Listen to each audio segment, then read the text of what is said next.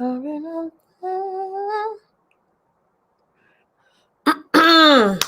right. Happy Friday, and welcome to another edition of Ready to Love, Make a Move. This is the recap. Of course, with me, Christal, your host, and my handsome co-host is in the building. You're Scorpio Moe. Hey, first of all, before we even get into Ready to Love, this is your virtual birthday party, right? This is the virtual birthday party. Hey, Ish, shouts out to Ish, who is a new subscriber. Hey, Kashay, K, Venus, Fox, 14K. Welcome. You guys, come on in.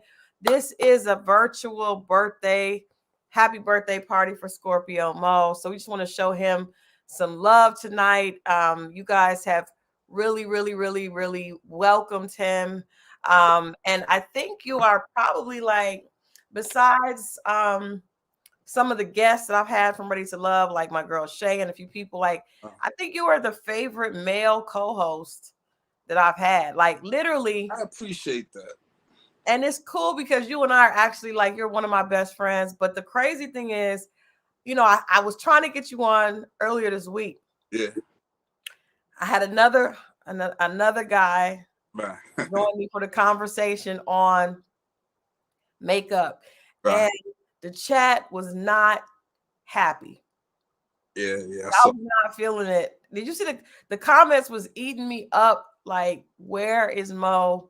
What is this? Yeah, I saw a couple of those. That was interesting. So, first of all, again, happy birthday. What are you doing for your birthday? Your birthday is actually Sunday. Sunday, correct. I don't know. I'm hanging out with your husband. I know me and him hanging out. I'm going to a place I don't want to say on here, but we're going to hang out, have some drinks, something like ain't nothing.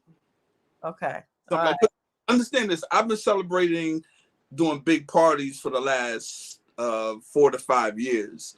All black parties. I had an 80s party last time, so this time I should have posted one of the pictures. If I can find it, I'll put it tonight in the chat. When you had the paid in full birthday party. Yeah, don't post none of So we all came dressed like we were in the season of paid in full. It was fun. It was dope. But you guys, all night long, hey Shay, all night long we're gonna be saying happy birthday to Mo. Happy birthday to Mo. Let me see if I can bring Shay up. Let me see if I can send her this so she can help us wish Mo a happy birthday. And then also tonight's episode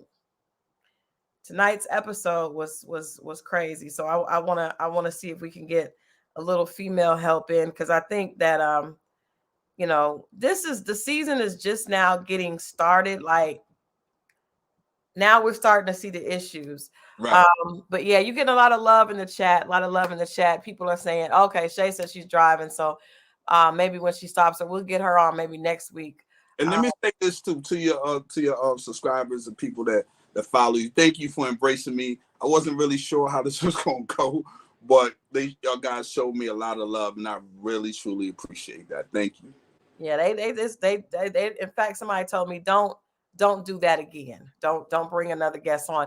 So let me just ask you, because of course we had the conversation about we've had some dating conversations on the show with you here, and the whole thing came from me and you talking about makeup and how men don't necessarily like makeup. And so I was in Huntsville, Alabama, meeting, you know, I had an interview with Kiki, which that interview is coming. I was trying to get it out for you guys today, but it'll probably be out tomorrow.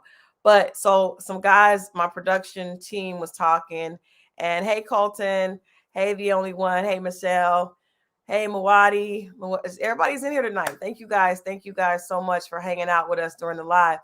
But I had a conversation with them, and I asked my husband, because my husband, he'll tell me like, your makeup looks nice. And they were like, yeah, you always say men don't like it, we tolerate it. And so I asked him, does he prefer the makeup? And he said no. So then we start talking about preferences. So can you say, since you weren't here, can you talk about what your perspective is on women in makeup? At first I saw the thing and it said hate. We don't hate makeup. we just rather, you see what I'm saying? Like, if you have a woman with the same beauty, one with makeup, one without makeup, and they're the exact same beauty, we'll prefer the with. And the reason is a lot of times it's because of the contrast between having it and not having it on, right? And it drops. If I meet you and you're let's say you're a solid, I don't know, 7.5, 8, then because I got a real story about that. And then come to find out when it comes all off, you're actually a 4. And that's not what I necessarily signed up for. So in between that and leaving a lot of white stains on, stains on my white shirts, because I've had that a lot lately. Hugging women and my shirt is all stained up. Those are the only 2 reasons I have a problem. It's just the difference. I had a woman that would never stay all the way tonight at my house. She would leave like 3:30 in the morning, 2:30. And one time she actually stayed and she took a shower and she came out and she stuck her head out to ask me something. Where was something? And she had a shower cap and no makeup. And I was like, holy cow. I didn't sign up for that. I don't know if this is better. Ladies, first of all, I don't like the fact that you said a rating system. Like if you were a 7 and then you go to like, come on. Or like, I'm gonna give you an example. And I think I said this on here before.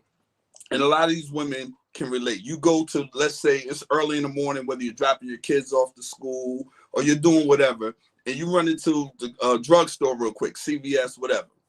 You don't have on nothing, you just doing something. And you see a guy that approaches you. And you're like, oh, and you start excusing yourself, or you be like, wow, why are they still talking to me like this? The reason is we like your base. Your base. We like your base. And if we like your base, that means everything else will go up. But if you're all dialed up in our mind, and especially a seasoned man's mind that's been around, he's wondering how far is it going to drop down? You understand? That's fair. I understand what you're saying. I just didn't like, and vacation every day, I think, explained it. She said, see, Mo says some crazy stuff, but we can handle his crazy. It's not obnoxious. So I don't think any woman wants to hear, well, if I rate you a 7, and I mean, come on. No, but you've seen men and you be like, yeah, I mean, it's just an attractive level. I've seen men with a hat. The hat. Okay. Who's with the hat look cute. They take the hat off. I knew you was gonna say that, but here's the difference. Talk about it. Here's the difference. If we're in front of a nightclub and there's a flyer on the wall and it says no hat, no makeup, I'm gonna take off my hat and put it in the car. What's she gonna do? She ain't going in. It's different. It's not. You can't. That comparison is crazy. Let's jump into the show because you're like, I am not liking what you have to say either. But let's jump in. Let's jump into the show. Tonight, let's jump in. Let's just jump in. Happy birthday to Mo. We're gonna jump into the show. First of all,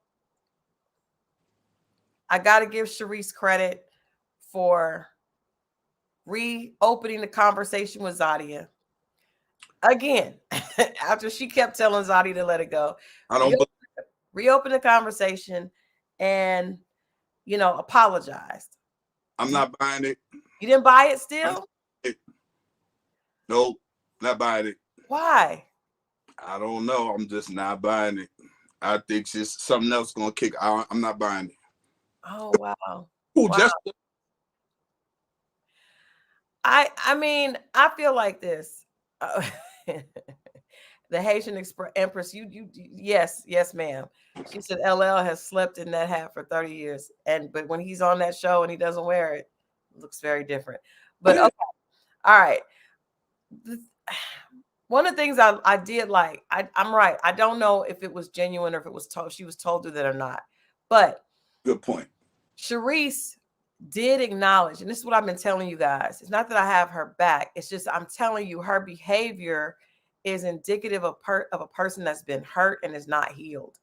And so she said that she's been hurt, and it appears that she hasn't just been hurt from men. She's also been hurt by women because she's very, very defensive. And I feel like that's what she said. Hey, Tamasha, thank you. I thought you had left us. I thought you weren't messing with us no more. We hadn't seen you in the last couple of weeks. But yeah, I feel like Sharice has been hurt, and she just is in defense mode with everybody, from women to men to even to Tamika. Like, she's just But really, really defensive. Say it again. Doesn't that mean she's not ready yet? It does. It does. I mean, I ain't got nothing personal. I'm just saying, if that was the shoe was on the other foot in the man, you would say you're not ready right now. Maybe you should take some time and, self-work and all like that. It's the same thing. She's not ready, to me. I agree with that. And I also agree that Zadia did handle that. Dee said Zadia handled that situation great. Yes, I agree. I think that she definitely handled it really well. I don't feel like they still are not necessarily on the same page, because Zadia was like, I'm gonna have to watch and see if the actions line up with the words. And then Sharice was kind of like, she got mad because Zadia just didn't own up to lying. But I appreciate the two women coming and at least making it to where it's not uncomfortable and constantly a confrontation in the house. Right. That's a good point. So I felt like that was cool. I felt like that. I was like, please, can we stop talking about this? Can we stop talking about this? But that was a good ending to that whole thing. If Zadia would have played her like she played her and said, well, why are you bringing it up? I don't feel like talking about it. That's not something I want to talk about. You see what I'm saying? Yeah. And actually, I'm not gonna lie, when Sharice was like, well, I had to pray before I could do this, I probably would have been like, girl, you ain't gotta do all that. I mean, I'm good. You don't have to. If you're gonna sit here and say, well, I couldn't talk to you right then, I had to pray and get ready to talk to you, I'd have definitely been like, don't trust me, don't waste God's time, because I'm good. You know what I mean? But yeah, it was the more mature. Zadia definitely was the bigger person, and they could just move on. Back to the beginning of the show. Were you surprised that Ashley sent Donald home? Not really. Why not? She was on the fence. I think she hated to do it, but she knew I wasn't really. I think she was on the fence the whole time. Well, not the whole time, but after the last time. And then meeting old boy just pushed her all the way over. He had to go. You think that it was more because of her being attracted to the other guy, or really because of Donald not calling? The Haitian Empress says Donald was only here for rent money and free dates. I don't know. I didn't get that vibe from him. Did you get that vibe from him? Shay, I sent you the link to click in for tonight's conversation. I sent the link to your phone. But I still think that's petty of her. I really do. Ashley? Yes. I did too. I felt like, now if she wanted to move on to the other guy, cool. Right. Cool. My problem with it was, if he texts you and you're saying he should have picked up the phone and called, why you didn't call him? Who didn't call? So now the more I think about it, I think that was it. I think she used that excuse to go to homeboy. But she was crying and stuff. That's why it was the whole, I want to just choose me first. And I was just like, man, if you don't get your goofy ass, listen, I think she had to sell it. She had what? I think she had to sell it. Because the crying was, you don't think that was a bit much? I was thrown off by the crying. Yeah, I was thrown off. I didn't know where, but she said, I feel like it didn't have anything to do with Donald. That's what I'm saying. I think she used that as an excuse for you didn't call, to get out. It could have been. I'm just saying. It said so little hurler says Donald apologized. Did he need a rep from AT&T to prove it? I don't think I agree. I feel like if he showed her in his phone where he had texted her, this is what I want to say. And I want you guys, please, in the chat, I want to hear what you guys have to say about this, because this is this is the issue when it comes to dating. And this is the issue that men complain about a lot when it comes to women. I feel like Ashley and Sharice and everybody for that matter, Vernisha and Zadia, everybody is taking what they have experienced in the past and they're using it against these guys. I feel like you're supposed to learn from what happened to you in your past, but you shouldn't weaponize it against the person that's in front of you because they haven't done anything. So I feel like when Ashley was talking, not first of all, Gun Boss, you're not on topic. Adrian talking about Mo, are you ready for Sunday? It's going to be a movie. That is not on topic. Okay. Okay. And I don't know what movie you guys are going to have. But I feel like Ashley crying and saying, I've never put myself first. I always put other people first. That didn't have anything to do with this dude that you just met. I'm telling you. More and more I hear it, the more and more I think that was just an excuse. And not only bringing stuff in the past, she's bringing the future into the present, into the future with the whole dating. We'll get to that. You know what I'm talking about, right? Yeah. Yeah. But I feel like so Susie says Donald had a whole watch party for his 2 seconds on TV. He was there for clout. I think everybody's here for clout. Everybody is here for clout. Everybody. He knew it was kicked off. He just gonna go out and just have, why not? Hey, we gotta welcome Shay. What's up, Shay? What's going on, Christal? We wishing Mo a happy birthday. We wishing Mo a happy birthday. He was there. We were all hanging out for Adrian's birthday. What, like 2 or 3 weeks ago? Yeah. So now we gotta run it back for Mo. So we gotta but run it. Scorpio Moe. What up, Shay? What's going on, Scorpio Moe? What's up? How you feel? Staying out the way. That's it. Hey, Christal, I'm just realizing, I meant to tell you, you put my age on the joint, on the thing. Now, if I was a woman, I would have never done that. What do you mean? I put oh. But you already said it. No. It's cool, but I know that if I was a woman, you would have never done that. I would not have. Yeah. I would not have. I'm just pointing out, and is this cool? You're right. You got me. Shay, what do you think? Because we talked about this a little bit earlier. You already loved first season with Ashley, right? And why? Adrian said, "Why Mo's voice changed when Shay came on?" I don't know what you're talking about. Boy, brother-in-law, call somebody out in a minute, won't he? He does. Shay, what do you think about this whole new season of being ready to love and making a move and going to New Orleans for love? Do you is this something that you feel like is going to work? What's your thoughts on the show? Okay, so first of all, these people are at an age where they're established in their career. Maybe in your 20s and 30s, a person to uproot and move to another city. But unless you have a job, and these seem like a lot of entrepreneurs and established business professionals, my question is, how are they going to move to another city?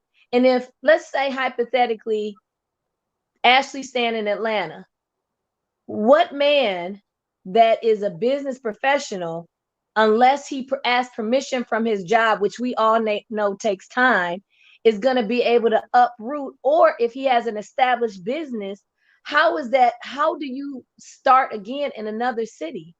You're starting from scratch, what you've built years to accomplish. So the concept is cute, but I think that's more on a younger scale for, it's more realistic with a 20 or 30-year-old compared to women in their 40s entering a different stage in their life. I think that for the men on this show just so far, I think the men can, because they seem to have jobs that are kind of mobile. Oh, okay. But the women, no. But let me ask y'all this though. Shay, you have a business you have a brick and mortar business that has been successful for 10 years. Mo, you work for a, you know, one of the biggest companies, commercial companies in the world. Is there any situation that you feel like, Shay, and then you, Mo, that if you met a guy and fell in love, like it was the best situation ever, would you feel comfortable, Shay?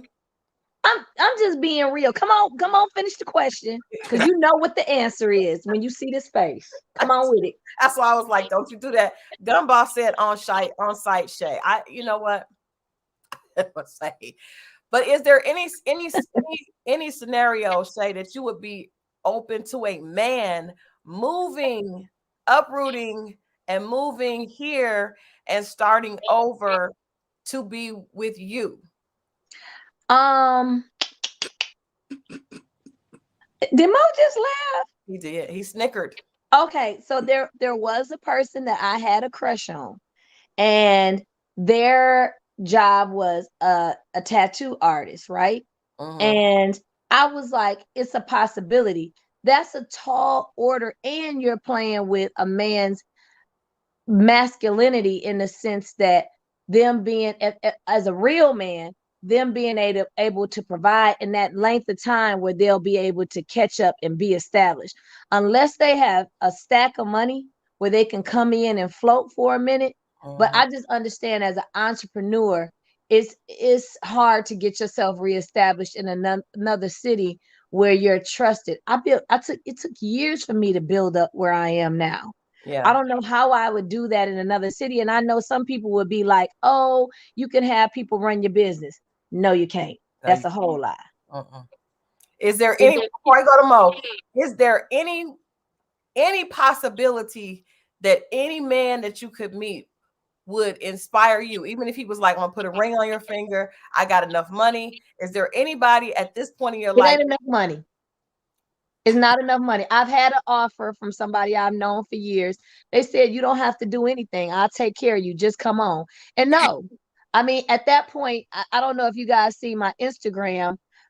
It said Judge Judy is being interviewed, I think, by Ellen. And she says, once a woman gives up her finances to a man, that is pretty much a done deal, you know. And I'm not, when you put yourself in somebody's hand, you trusting that they're down the line in the future that you won't be mistreated. That's a tall and a lot of weight to put on another person, to ask that they completely have you until you get your feet planted. That's a lot. That's a lot. And you're putting yourself in a position where, what if the person changes when you get there and they change into a different person? What you gonna do then? Then you stuck. You've let go everything at home, and you're not set up there. You're putting yourself in a dangerous predicament. So probably not for me. If I hit the lottery, maybe.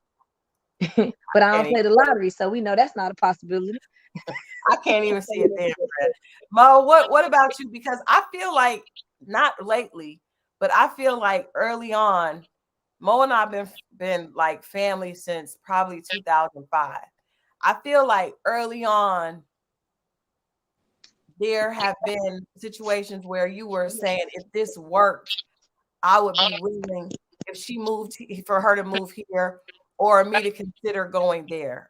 Where do you see yourself at this point in your life? Hell no. I had the opportunity last year to move to right where you were earlier in this week. Though they were trying to get me to move out there and to visit, and then eventually they were building a house and wanted me to move to Huntsville. And I'm in Columbus now, but yeah, I was in Huntsville last week. Right. And it just wasn't. Nah, I can't.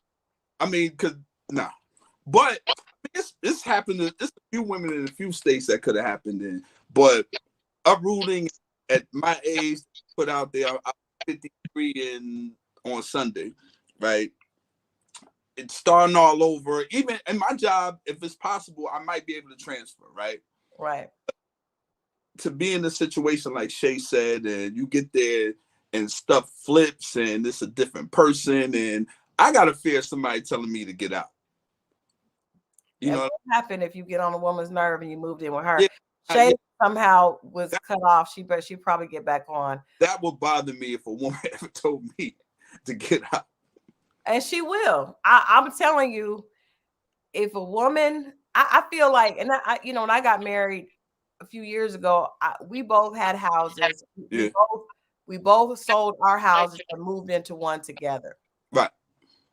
I didn't want to move in his house, and he didn't want to move in my house. We got something that was the two of ours together, so nobody can tell nobody to get out. Everybody is vested the same in this new venture, and that's to me the best thing. I know I would not move. I would not move from Atlanta to be with a man. I would. Somebody, Amanda said, I had a friend who moved for a man, and she had to find her way on her own. I can't do that. I've heard that story plenty of times out here. Yeah, man, you put yourself in a hell of a predicament. My question to my friend that I've known for years is, this is his exact words. I said, so let me understand how that works. He wanted me to abandon my business. I said, so how does this work? And I said, what is your expectation? You can come and run my business. And I said, how does that, what is all does this entail with me coming and just being in your hands? And he said, fuck, suck, and cook. And I was like, yeah, I think I'm gonna pass on this one. Right. Oh. At that moment, I knew he had messed up. I was like, I'm cool. No, thank you. I don't want it. I don't want it. And I guess he might have thought that sounds sexy or cool, or most women might have jumped to that. But I was like, I think I'm good. No. I think he was being honest. I think, Shay, when you're not talking, put it on. Can you mute yours? Because I think it's a little feedback. Because we got so many of us on, just when you're not talking. So, but y'all, the thing about it, I feel like that was cold the way he put it, but I do think that's what men are expecting. If he's paying all the bills, that is what he expects your job to be. Said that because I don't think a lot of them understand when they want the soft life and they don't want, and they just want to exist, I guess. A lot of times that's what comes with it. Not all the time, let me be real clear, but hey, what else is there to do for you to do? All right, so let me ask Shay this, because Mo and I were just before you jumped on, we were talking about, you were on season 1 with Ashley. I know you and Ashley are really good friends. You're like a big sister to her. So first of all, the idea of being ready again, like, going through the process and then coming out. What do you feel like when you watched it? If you watched tonight's episode or just seeing, what do you feel that people may not know about Ashley? What do you know about Ashley that other people may not know? Because it looked like she was really emotional tonight. It looked like she was all over the place when she turned down. And I'm just talking, we ain't even got to the second date. That was totally through me. Right. But we saw her start crying, and she said, I put other people first before me, and I'm not going to let a man do this to me again. I feel like she's responding to some stuff that's happened that really has nothing to do with these men that are here. But I know also that going through a dating process on reality TV, specifically the way it ended for her, because you were there and you saw it, I feel like it's almost like she has PTSD, and she's taking that. She feels like she's kind of trying to keep from getting played, but she's really putting some stuff on these guys that I don't feel like it's not really that serious yet. So let me say this first and foremost, so people can understand the process of when you're on a reality show. I've said this to you in the beginning, and I've said it to you throughout our friendship, that a lot of times these people on reality shows need to go to therapy. They have these psychiatrists that see you before the show, but you really need to sit with somebody and kind of decompress after the show, because it's so much, right? And it's so much pressure, and you really don't get to vet people like you would in real life. Right. So saying that to say, because it's all like snappy and speedy. So the other part is, Ashley went through a lot, and I didn't want to say it, but since you already said it, she really got handled and played by dude's family, Alex's family, and him towards the end.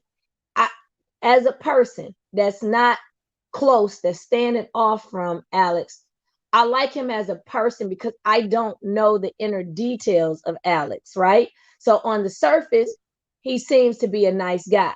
But then when you get too close to somebody who is dating him and all the sordid details come out, you really kind of be like, hey, what's going on with that? So I was there to witness Ashley going to the hospital, going all the way from Forest Park with her job and driving all the way to Kennesaw to visit him at the hospital, and the mom and them turning her away to cover up a bunch of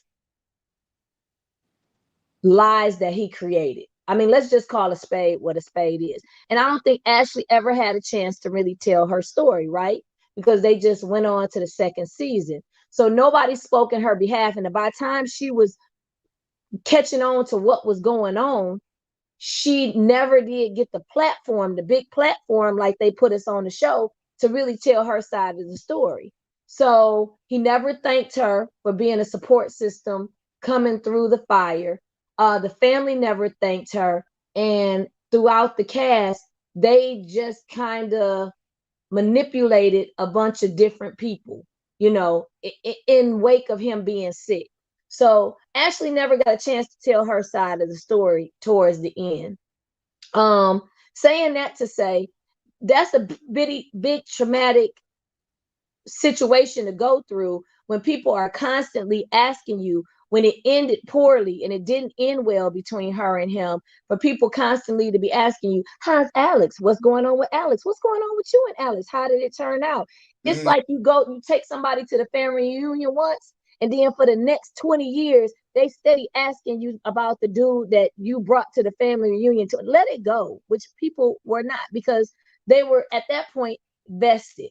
And I think to make up for what happened, then you start constantly being in bad situations. You know what I'm saying? Like, to make up from that hurt, and you just keep throwing good situation after bad situation. Saying that to say, I think Ashley is on an emotional roller coaster constantly, right? So trying to prove and make yourself prove on the inside that I'm good enough, or whatever the case is. So she's steady carrying all of that. She never did have somebody professionally talk to her to kind of sort out those feelings. So, and that's sometimes with friends, it's good to vent to friends, but not a professional to say, hey, you did get handled. So how do you move forward from a whole network of people handling you sideways? She got handled.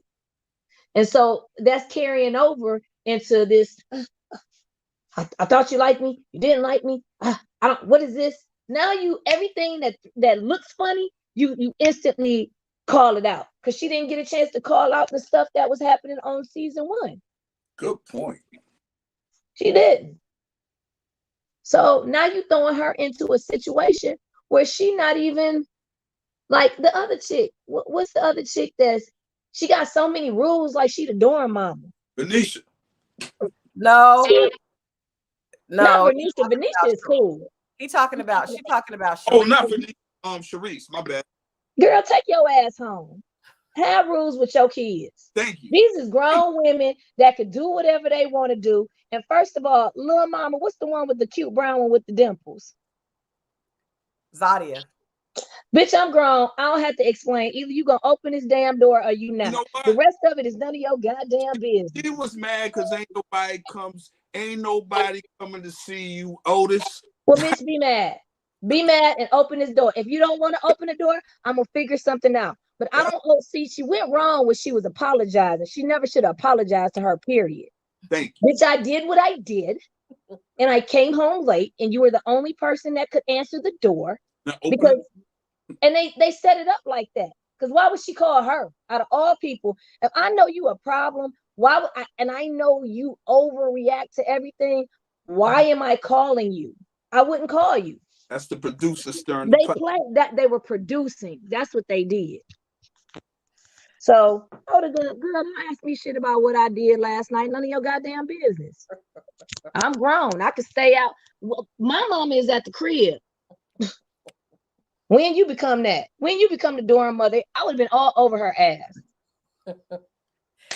And that's probably why They didn't ask me to.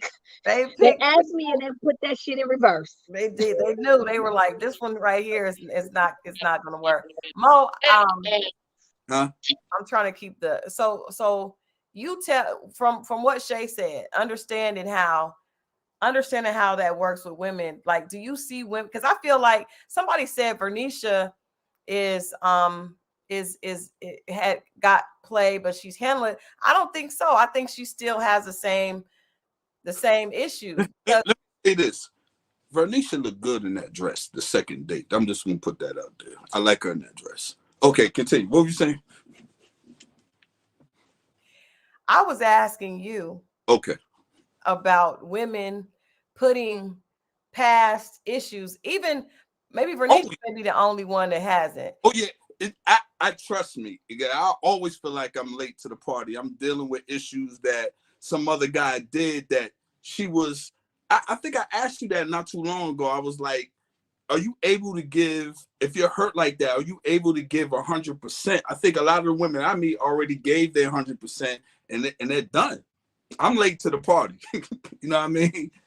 And for some reason, it's always the wrong guy.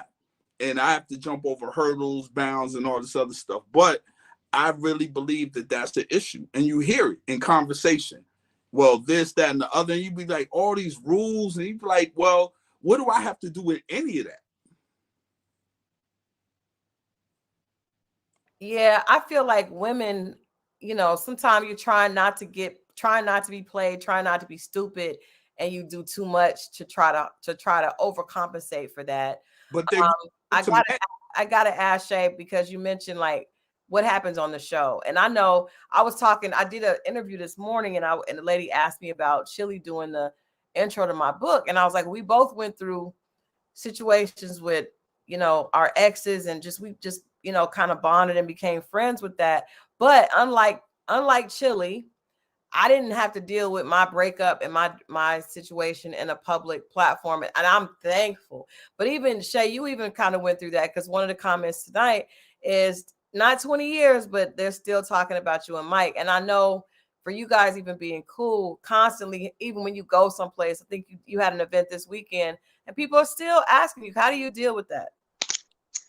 So for me, can you hear me? Yeah.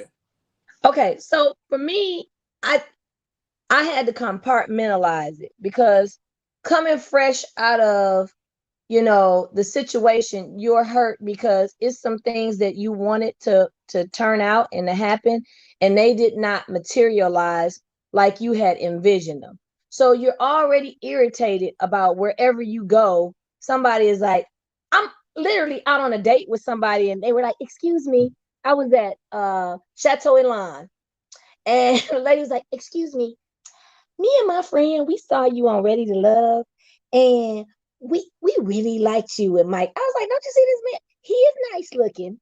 He cute. So wow. Nice to meet you. Wow. But and I was like, excuse me. After a while, you develop a callous on it, and I had to start telling people, how would you feel? Because I'm always getting tagged in something. I remember Mike has said something on this podcast, and people were at me like, I see why Touche Two Touch ain't fooling with you. Hey, ma'am, leave me out of it. What come out that man's mouth don't have anything to do with me. But you just start developing a callous to it. And so now it was always, where's Mike? So then I just started, people react to different things. And so I understand the nature of people and how they were invested in the show. So I might look in my pocket and be like, well, he's not in my pocket right now. I don't know where Mike at, or people constantly, I can imagine on the same end that people were constantly asking Mike, or, all the time tagging both of us about, oh, I wish y'all two would get back together. It's done, ma'am, sir. We didn't, it was not a knockdown drag out. It just didn't work out. We had two different goals in mind about where we wanted to go and how we wanted to do things. And it just didn't work out. So maybe if I was traumatized like Ashley, hey, because when you start discovering stuff, now it's one thing that we say, hey, it's not working out, it's mutual. But when you really like somebody and you start peeling back the covers and you be like, oh, so you was a liar all this time. Oh, so you was on some BS all this time. It hit different when people be asking you about it, because then it brings it up over and over again. And you want to be like, I really got played. And this is what he did. But you can't do that. So it's bottling up all those emotions every time somebody, until one day it overpours on somebody else. So in a woman's, I think in most people's mind, I tell people all the time, I'd rather get hit in the face with a brick than have my heart broken again, because at least you start seeing the scab over. You know what I'm saying? You see the healing process. Man, when that heart get broken, you stomach be hurting, you can't sleep, you don't want to be awake. You don't know when it's gonna end. It is forever going on. I remember looking up, is there a pill? Is there a pill to fix heart? My friend was like, fool, it's called alcohol and drugs. I said, oh, so I'm not doing that. I too, I was like, you cannot say it, but there's no way to avoid it. All right, so let's also talk about Sharice's date. Sharice's date with Maurice. I cannot believe that Maurice is still here. But I will say this, and I think I said this last week. I feel like Maurice is still here because Maurice is successful. That is the only reason that Maurice is still with us. And I also feel like the date that she went on with, I think the barber, I think his name is Keith. I like him. I like Keith. I liked him a lot better. But what did you think about Mo? What did you think about Sharice's date with Maurice? It's the same old shit. Like, first of all, Maurice is funny. He don't care nothing about her. He's profiling. He don't care about what she talking about. He's got this goofy smile on his face, like, yeah. He don't have no expression but that silly smile, and he don't care. She's trying to talk through him. I mean, trying to talk to him and through the bullshit, but she can't. And he doesn't care. I mean, he's oblivious to what's going on. He thinks he's the one. And the funny part is he's not. He's not. He's gonna be up out of it, trust me. But see, this is what I think. Women play themselves sometimes because you pick the dude that you think is going to be the best look on paper for you. You're not really trying to get, I feel like fair exchange is not robbery, right? So if you picking him because he got money and it's a good look and you're not being genuine, then he's not being genuine either. It's like, you can't cheat the bank. You can't cheat. You're never going to be able to cheat. The house is always going to win. Right. So you can't cheat. You are trying. She's just there because this dude is what she feels like is the right look.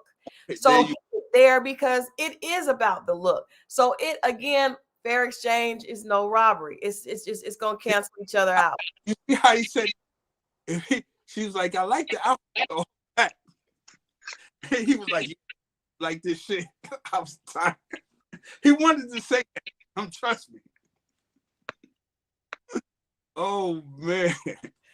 Shay, what do you think about that? I feel like so many times women trying to, and I don't think it necessarily comes from a bad place, but it's like you trying to be smart and pick the guy that is going to be the best look for you and the best option. And sometimes because your motives are focused on that, I feel like a lot of women I see that do that, and we know a lot of women. I'm glad like that. If I say that, it's off totally different. But I'm glad you said that. As my friend said, A lot of these girls be missing the red flags like they at Six Flags. They just blow through them mugs like they be so busy. That's what you get. They like You're to so busy looking at what's on paper, you really miss the characters and the ethic of a person. You know what I'm saying? They have no sense of moral nothing. So that's what you get. You busy looking at his wallet and missing the fact that he ain't fooling with you. Come on. What did he wear his best on the show? I said, what is this? Is when they was at the picnic. yo, the picnic, yo, he was sitting up there like this. He was Posturing. yo, It was terrible. It was like, is my camera side ready? Is this right, side good? right. I wanted him to be on his elbows with his legs crossed in the back, Oh, shot. bopping his feet together so you can see the red bottoms. Right.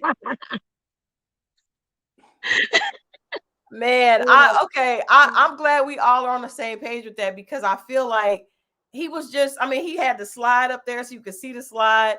He Right. pointed out the label, like it's Right. just, it's, and you're right. She's so focused on, this is the type of man I want, that she's by the bank account, that we don't even know if he really has that, because on TV, people think like they got a lot. You don't really know what they got in the bank. But you're missing out on the fact that he ain't really into you. He's not treating you. You're constantly having to pull things. You don't have to pull something out of somebody that's really into you. Now, the other guy that she went out with on a date, Keith, I liked him because, again, he seemed patient. He seems established, but he seems more comfortable in his skin. However, I don't know if she's going to like that. I think I mean, the key word you said was patient. And I think he has that. But I just, lifestyle, well, he was a barber, correct? I don't think she's going to like that. Barbers make good money. What you talking about? Unless he's a celebrity barber, I don't know. Hey, Christal, first of all, let's talk. Don't go there with the celebrity barber mess, okay? And it's far and few in between. It's a lot of demand with low money and a lot of clout. That's it. The celebrity barber just attracts the regular Joe Schmo to just be saying, "Hey, my barber be cut same hair with the clippers that he touched LeBron hair with." So stop it. Celebrity barber means nothing. It's clout. Christal, send me the link to my iPhone so I can jump on my computer and talk to y'all. Okay, cool. But they want, it's about presentation. You don't need nothing else but presentation. You're right. You're right. But honestly, like Shay said, the barber that actually, he owns a salon, he said. That actually really is more the man that probably would have the money and the lifestyle that she would want. Right. Because that guy is going to be able to, I mean, that's real money. When you're a celebrity barber, you're usually chasing. You may go cut, T.I.'s hair, but are you getting paid for that? And if you are, you're going to go cut his hair. One person where you could have seen probably 10 people, 10 heads that day that paid you at your regular rate. You probably got to give him a special rate, or you may not even be getting paid for it. It could be for on love because it's a good look. You know what I mean? So I hate the idea of the celebrity stuff, but I had somebody tell me this chick, she was like, I'm a celebrity real estate agent. And I was like, because they might have spoken to some reality, but hey, man.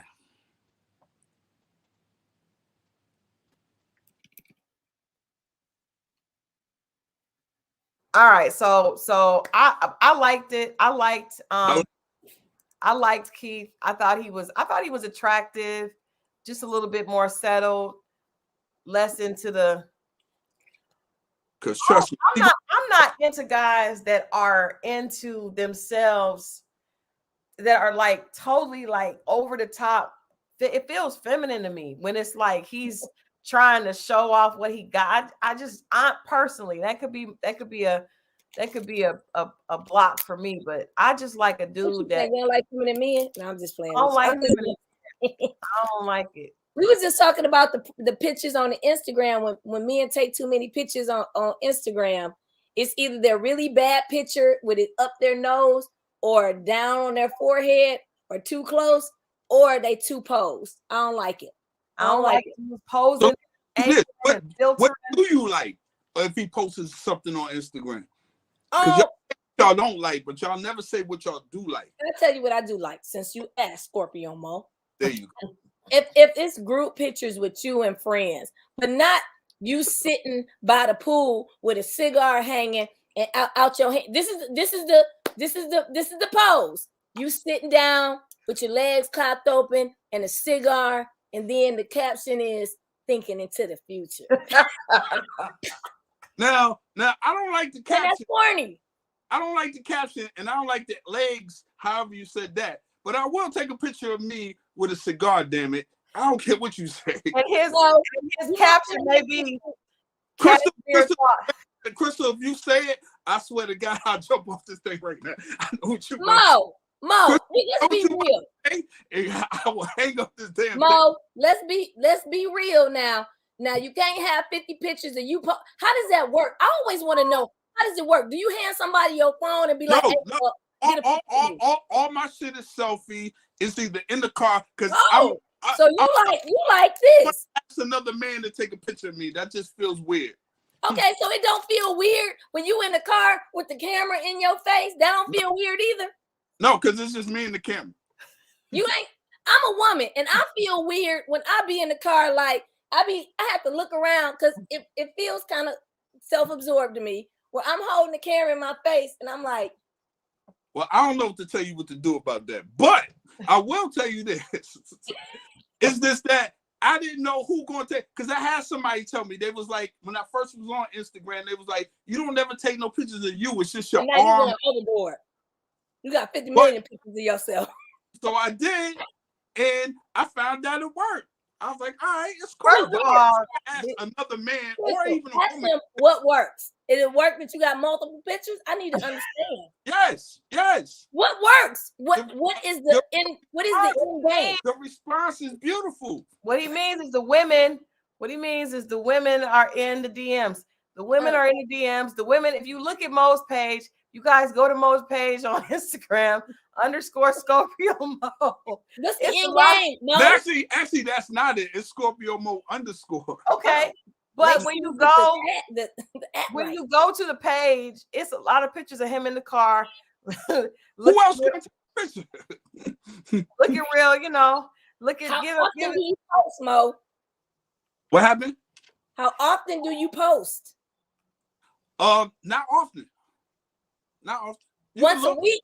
Twice a week? Nah, not even that. Maybe if that. If I'm out, I'm not out like that. Let's do it. Let's do it. Let's Go ahead. It's all good. It's all good. Yo, the interesting part is the DMs is. I know, that's what I'm saying. Women. I know. For me, I'm just really different now. But I know women are in the DMs. Some of you in the chat be in the DMs, and it's cool. The women like Mo because they be like, "How can we talk to Mo?" They like him. Okay. The question is, what is his end game? Is he trying to find somebody nice or he trying to herd cats? What are you trying to do?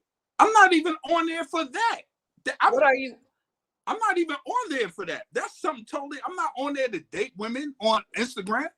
But you saying your DMs is going up. Guy on the date. I'm not even on there for that. But Mo. I meet women in real. Huh? Let me ask you this. All right, we're gonna say this. This is the thing. We talked about men and women.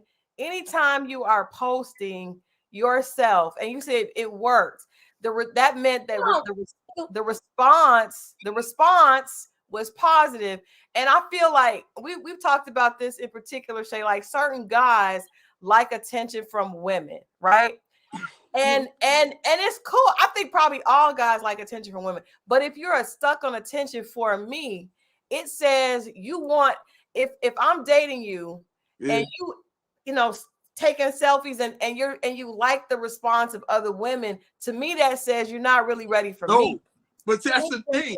I don't do streets. It's not a situation where for women. I did it. I was a party promoter. If anybody, what was it for? I was a party promoter. Somebody said you need to start putting pictures of you, and I did Was. it.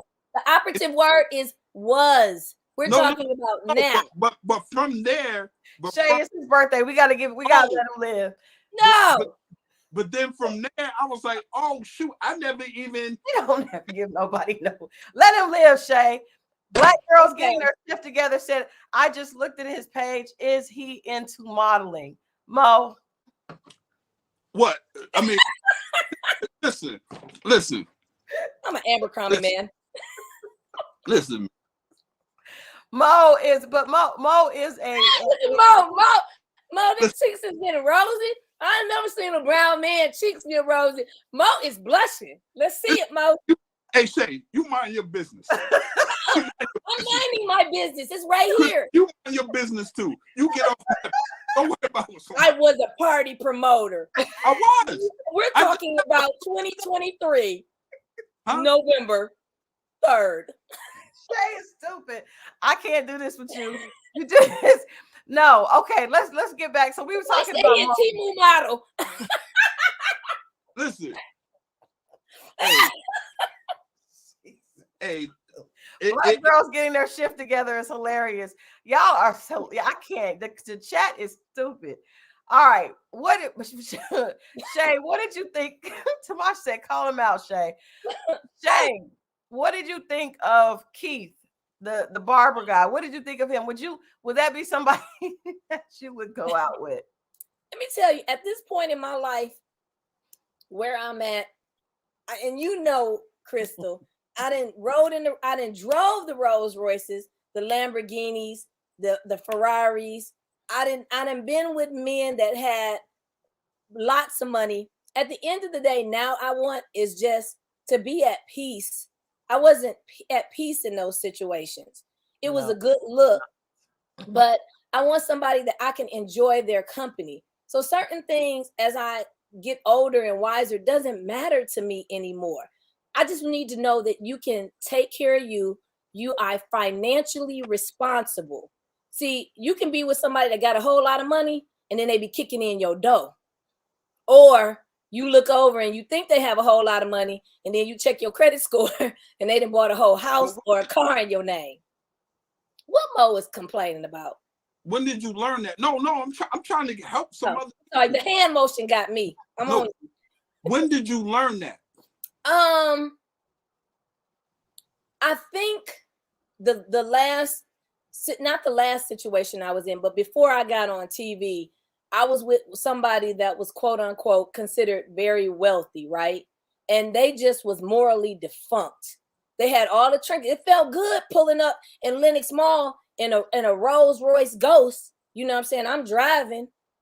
It felt good in that few moments where people like, oh damn, But after that, when you're dealing with somebody that's full of shit, it doesn't feel good anymore. So I had to reroute. Like before I moved to Atlanta, I mean, in Michigan, street hustlers is just kind of a part of the dating pool, right? So when I moved to Atlanta, you don't have that protection. You can end up in somebody's trunk here because you really don't know how people are moving. So at that point, I made a conscious decision. Street hustlers and street men is not what I want to deal with. This is just an unfamiliar territory here. So there's stages, I think, when you grow where you realize that that's not it for you. So I chose to be more of a person that enjoys people company. I bet a situation better. And even just, I mean, and Mike could tell you at the time when he was on the show, he was starting out his career. It wasn't about money. It was about how he made me feel at the time. And can you take care of yourself? You're not asking to borrow money from me. Can you stand strong on your own? That's all I need to know. And are you willing to grow with me, and understand where I'm coming from? Because my baggage is different. I don't have any emotional baggage. My baggage is my business. So can you deal with that?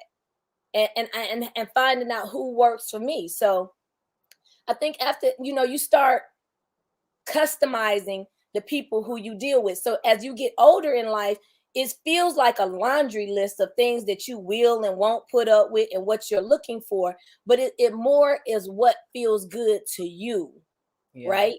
And that list gets, right? Huh? What'd you say, Mo? Does that list get, let's say the list is whatever at 25 years old, then 10 years later, is it that same number or it starts to be more realistic? I think at 25, you don't need no list. Because that's the list at 25.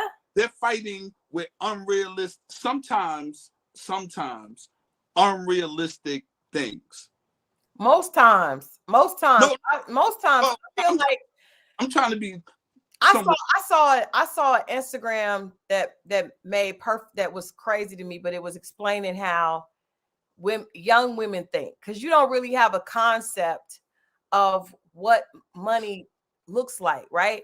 So a person, say a guy is making 6 figures, and for a lot of women, we've been taught that that's the place to aim. Like, as long as he makes 6 figures, if he makes pushing it down our throat.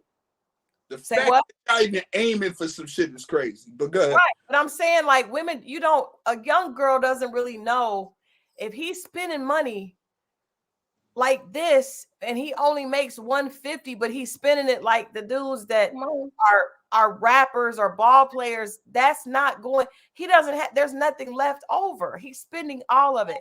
I've said this over and over again because for me, I've been around celebrities and I've seen how even some of them are struggling because they're trying to keep up with the way people think they should live.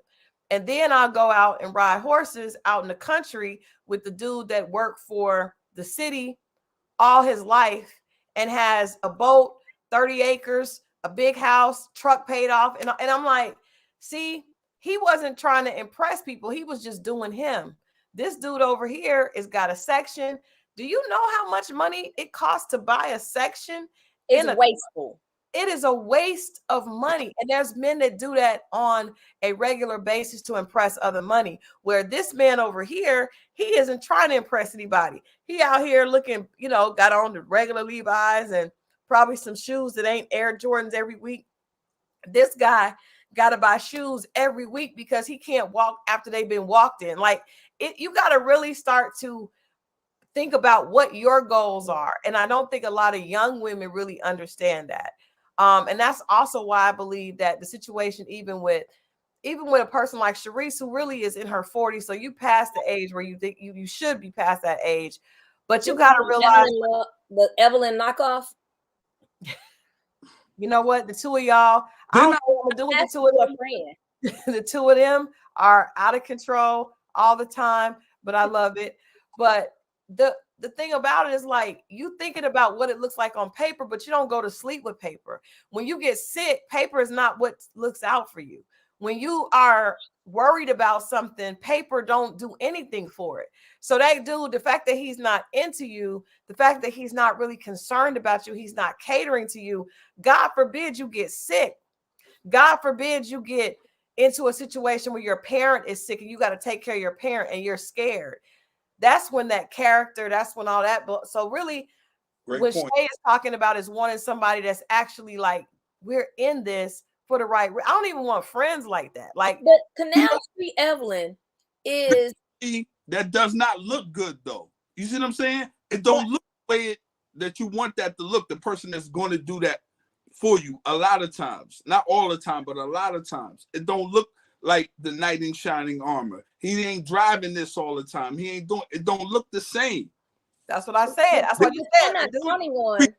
What you're not counting on is Canal Street Evelyn don't care. She is banking on right now and what she can get. So y'all trying to make logic out of it. She just wants for right now. She is banking on beauty. She's banking on looks, and that's it. She not banking on tomorrow or 5 years from now when those looks start breaking down. So she don't care about that. But Shay, do you think that I don't think some people have the foresight. Some people look at today, some people look at tomorrow. you and I are friends because we both look at tomorrow, right? Mm-hmm. So I feel like a lot of women look at today. They're not looking at down the road. I feel like she thinks this is what she really wants. And I think that's why a lot of men say women don't really know what they want. Because, like, for instance, I was telling these girls the other day, and you and I have had this conversation. My husband pays all the bills, which a lot of women say they want. But I am cooking pot roast and gravy. What time? 1:30 in the morning, telling Shay, "What are you doing?" "Oh, I'm just over here, fixing a little hamburger, pot roast, or pot pork chops." Like, I am. He expects. He's a traditional man, but he also has traditional expectations, and I'm still trying to learn how to get to those. It's not what you think. So when I hear women say, "This is what I want," I'm like, but do you really know what comes with that? Read the fine print. Okay, so check it out. I watched the movie Frank Sinatra, I Did It My Way. And his wife said, I mean, they were still together at the time, or he had passed, and they was just talking about his memoirs. And she said she caught him walking on the beach with another woman. And she said, she told the woman, did she say, "You're beautiful, it's gonna be $1 million." Okay, so every time he got caught with a woman, he would have to pay. After that, you built up a certain numbness to it. And it was now more transactional, than anything. So this wasn't about moral standard or anything. Now you're going to have to pay if you play with me. I think that's what Canal Street Evelyn is really looking for. It's transactional. I just want to be taken care of. I want to say a couple things like he need to be this, and this, and all this moral standard. I'm traumatized. Y'all can't. I no men in the house and all this. It looks good, all these moral rules, but when we get down to it, it's about that bread. What I say, I don't care what none of them are talking about. It's cool, but it's not about what they say. It's about what they respond to. You see what I'm saying? You can say, heard women say a whole bunch of stuff, but what they respond to seem to be a little bit different. Not all of them, but all. Terry, I'm sorry. I just seen somebody from home on here. Terry. Oh, okay. You see what I'm saying? I don't like this. I don't like that. But they're responding to the very same thing that they said they didn't like. Yeah, no, that's true. I think that's true. I think we'll see, just like you said, women respond when a man is not chasing them, they start to respond differently. Let's talk about Zadia, because we talked about, and I got to get back to Ashley's other day. I like Zadia. Zadia is I do too, but starting to see little cracks. What cracks, Mo? What cracks? What did you say last week, Christal? What did you say last week and the week before last? The little things that you started to see. I told you I don't put labels on things until I see a level of consistency. No, right? No, that's not even it. What it is you didn't see those things because you like the way it looks. We all are like that. I'm waiting to see a level of consistency. Like, I still ain't seen, y'all said she was a liar. I said she told Somebody says Zadia is batshit crazy. I'm sorry, I put the shit in there. Now, the Haitian Empress said that. I wait to see a level of consistency. And so what cracks did you see? What cracks did you see this week?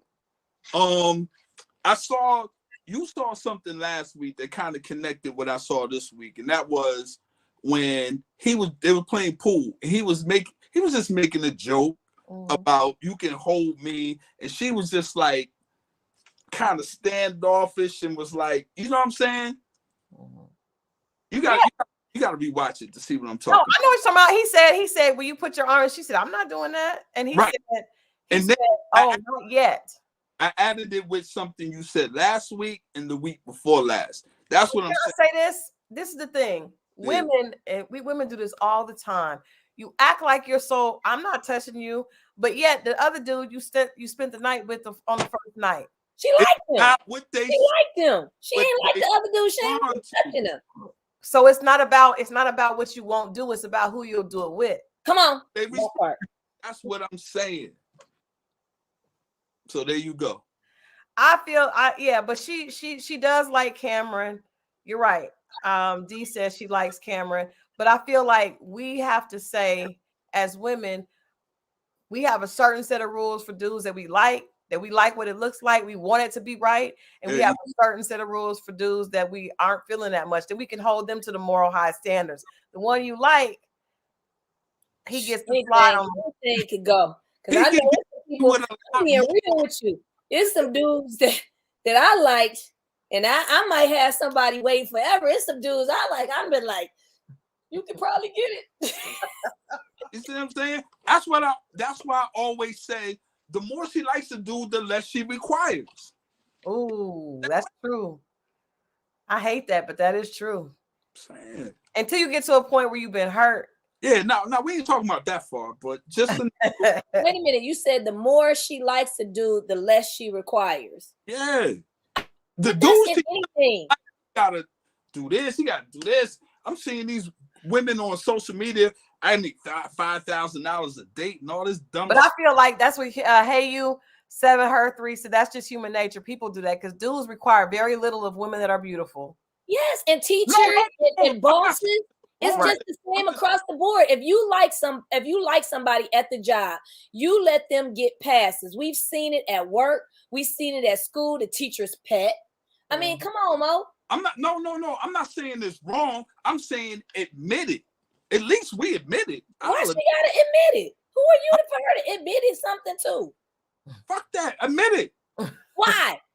And what prize did she get? Why? You know why? Because if you don't, it makes you human when you don't admit it. It's just like the women that don't admit that they cheat and they wind up getting caught cheating, and the fall is much harder, and the guy comes down even harder on them because, like, yo, if you do this, say you do it. Come on, let's stop with the BS, Mo, because real talk is damned if you do, damned if you don't. It's a trick to get you to admit. You ain't forgiving nobody cheating, so let's cut that shit out right now. You do not admit that you are human. It's a trick. And you make faults. Men are not good, Mo.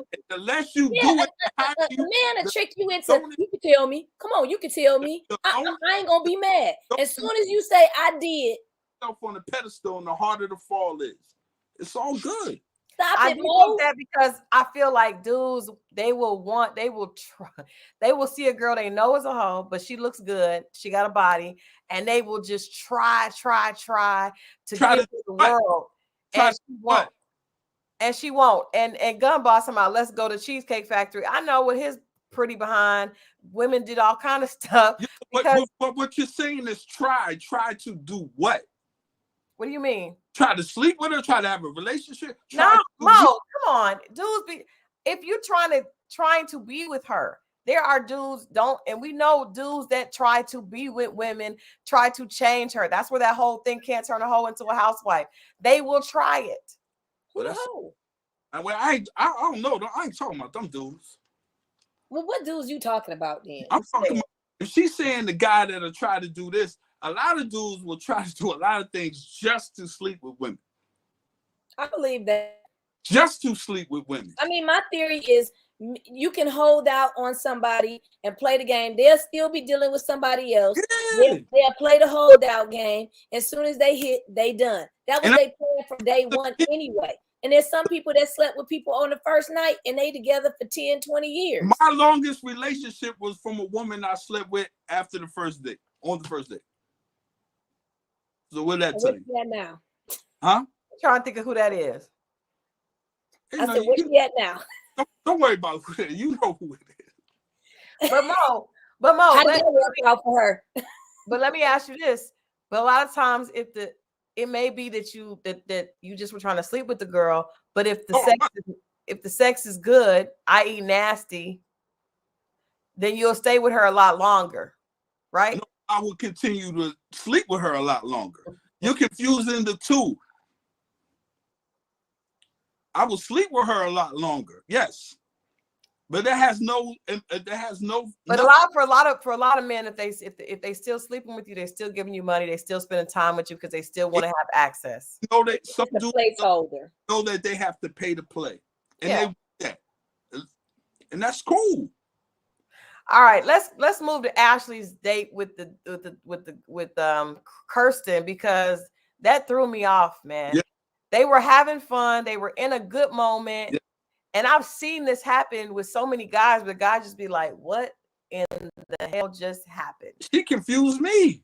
So Ashley. Ashley was on the date and they were having a good time. And then she said, well, I know you went out on a date with Zadia. And he was like, I did, and I had a good time. And then she was like, really? And then he was like, but I liked you better. And she said, okay. And then she was like, she just switched. It was like, well, Nene is in the building. He just turned, and he was just like, you could see his face look like, what just happened? He said, right. He said, but can we just stay here in the moment? Why are we talking about her? And she's like, well, I just want to make sure that you're here for me and not for anybody else. He was like, this is the second date we've been on. Like, what are you talking about?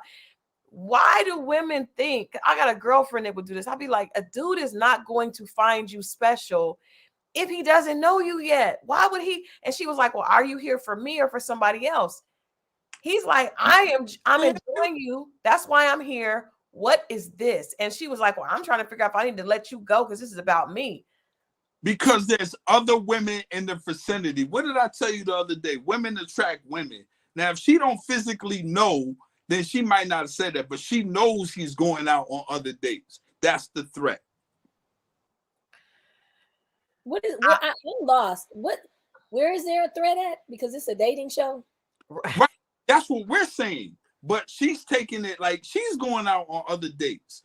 But she's taking it like, I need to know that you're here for me. And he's like, we're both like, he's confused. We're all confused. But she was like, but it's all about me. This is all about me. And so Vernisha said the same thing with the guy Jabari, because he's trying to get her to lock in, which is what most dudes do when they like something. Right. And she's like, well, this is about me this time. So you should go ahead and keep going through your process. And he took it some kind of way. Right. I feel like both of them, I don't feel like, I'm not one for telling people, I don't think you need to throw in the person's face what's going on. Right. What's understood doesn't be said. So wait a minute. So Ashley asked him about, because I was trying to catch up and they wouldn't allow me to watch it because it had, they was on another show by the time I was. So Ashley asked him about another girl, or he said to her about his date. No, he didn't say to her. Brought it up. He brought it up. And then she kept, he answered the question and he said, I had a good time with her. You're on a dating show. We had a good time. He didn't go into any details. Now, Ashley circles the block again and brings it up again. And then he says, I like you better. That's why I'm here with you. Right. Instead of letting it go, she went right back in. Well, I need to know what you're here for. Are you here for me? Are you? He already said, that's why I'm here with you. We're having a good time. And he's like, now Ashley's been fun loving and laughing and then all of a sudden she flipped into like something different. And he just looked totally thrown off. So let me say this. So this is from a perspective of being behind the scenes at being on a show. So what I caught on is I'm not answering. First of all, you can't get me to ask about another girl on camera. I don't give a damn about what. We'll sit there all night before I ask you how was a date and how was it with another woman. I'm just not doing it. That's me. But what the producers will do is set you up. So Ashley, we just want to know, we want you to ask him when you get on this next scene, we want to ask him, how was his date with Zadia? Let him give you some insight and perspective and that way. And then all it takes is that one seed and then it's off to the races. What I refused to do when I was on Ready to Love, and there's a scene that me and you laughed about, and they was trying to get me to talk about Shatava. They was trying to get me to talk about who else? Dr. Lexi. And my thing was, this is a dating show. I want him to go and see what the other women are like. I mean, I'm not pressed. And then that way he'll understand why he coming back this way. I'm confident in myself, and I bring to the table more than what's between my legs and what's on my backside. So if you don't like this as a person, then it's cool.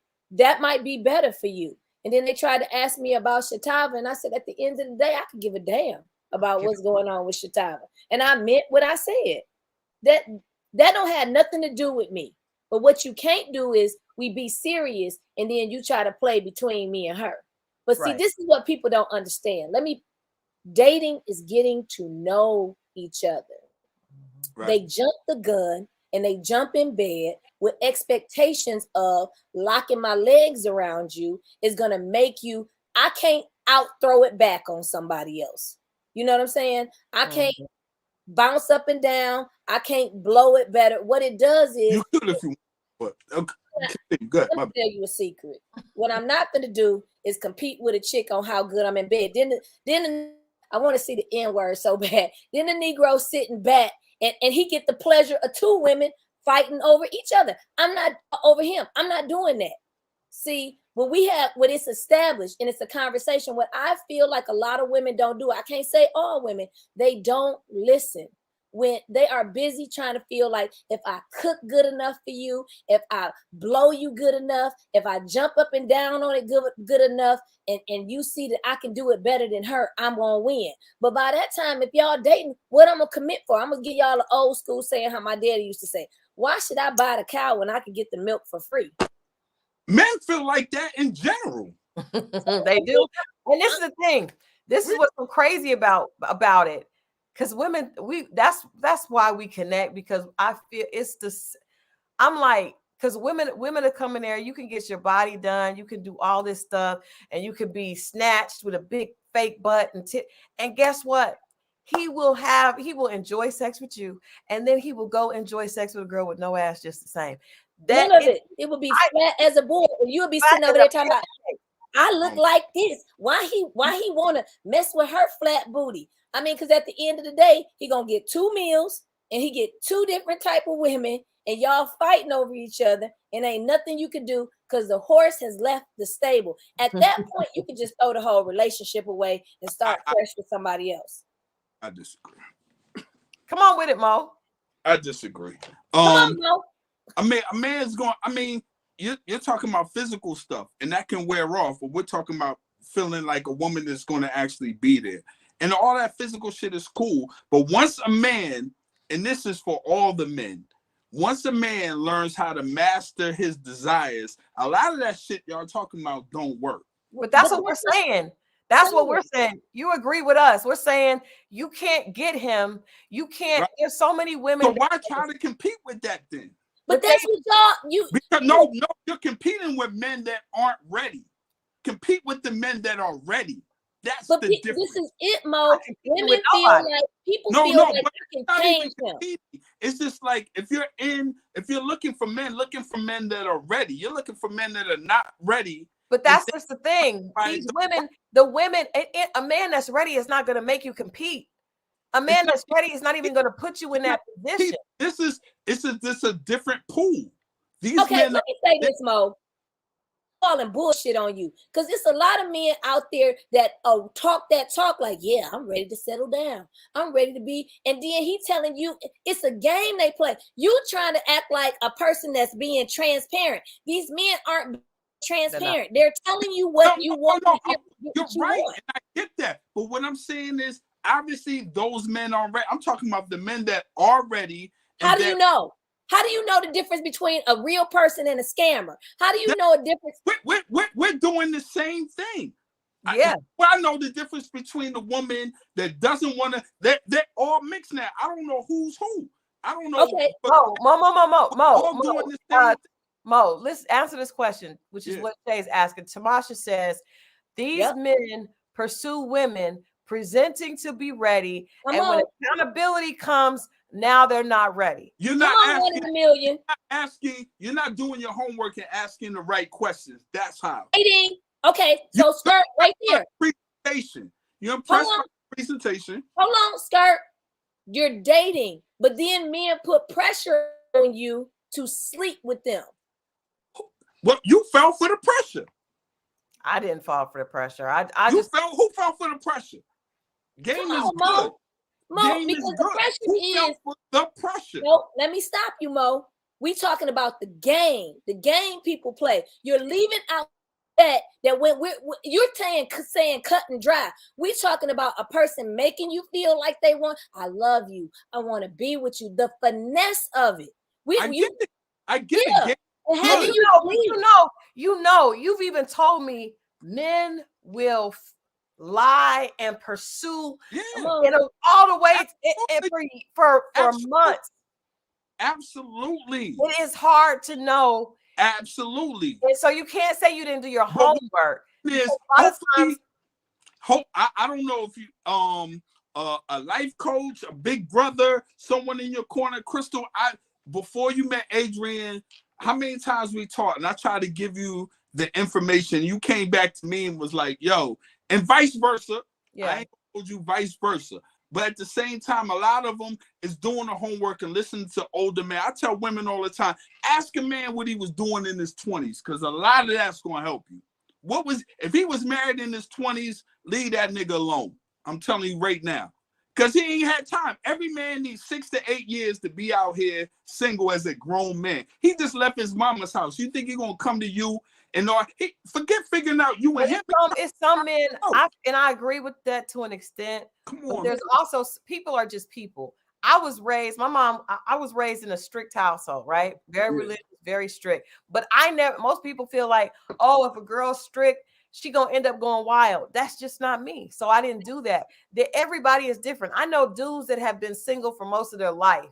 Right. And they are in their 40s, 50s, and they still not. That's just that. He's not that dude. Experience. It's a lot of it. You need to ask the right questions, and hopefully you're gonna get the right answers. Okay. Bro, Mo, you ready to love? You didn't been out here in these streets. You ready to settle down? Okay. But here's the thing. What you talking about? Let me talk about the contradiction. You talking about how your DMs is getting blowed up and you excited about it. No. I'm just telling you what happened. I'm not. What happened was. No, I'm just telling you what happened. At the end of the day, listen, I got the most peace I've ever had in my life.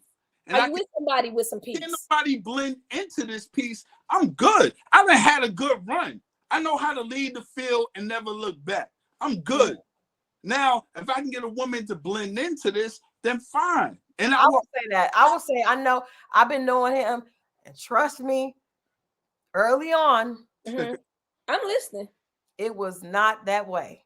But I do think that at this point, if he met a girl, but I also will say this to the women, because I've been I got a lot of guy friends that get a lot of women. And I will say this with Mo, a lot of time I literally this girl called me and she said, I want to introduce myself to you because I'm Mo's girl. And he said that you're one of his best friends. I said, I've never heard of you before. I don't know who you are. And she said, well, I just felt like you and I should know each other. And I said, I talk to him almost every day. I've never heard your name. She did not care. She kept talking. And then she was telling me all this stuff she was doing. So I said, and he knows I love him like a brother.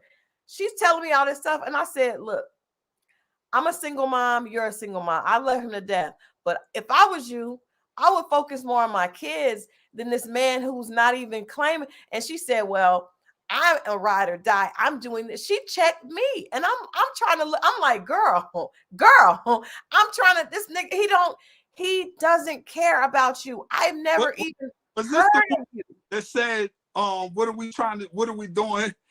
Are we a couple? And I said, we're a couple of people trying to get to know one another. Was that her? I don't know. I remember you said, I can't remember if that was her, but you did tell me that you only saw her one day a week. And you, and she was telling me that y'all were in a relationship. 1 day a week. 1 day a week. I got another guy friend.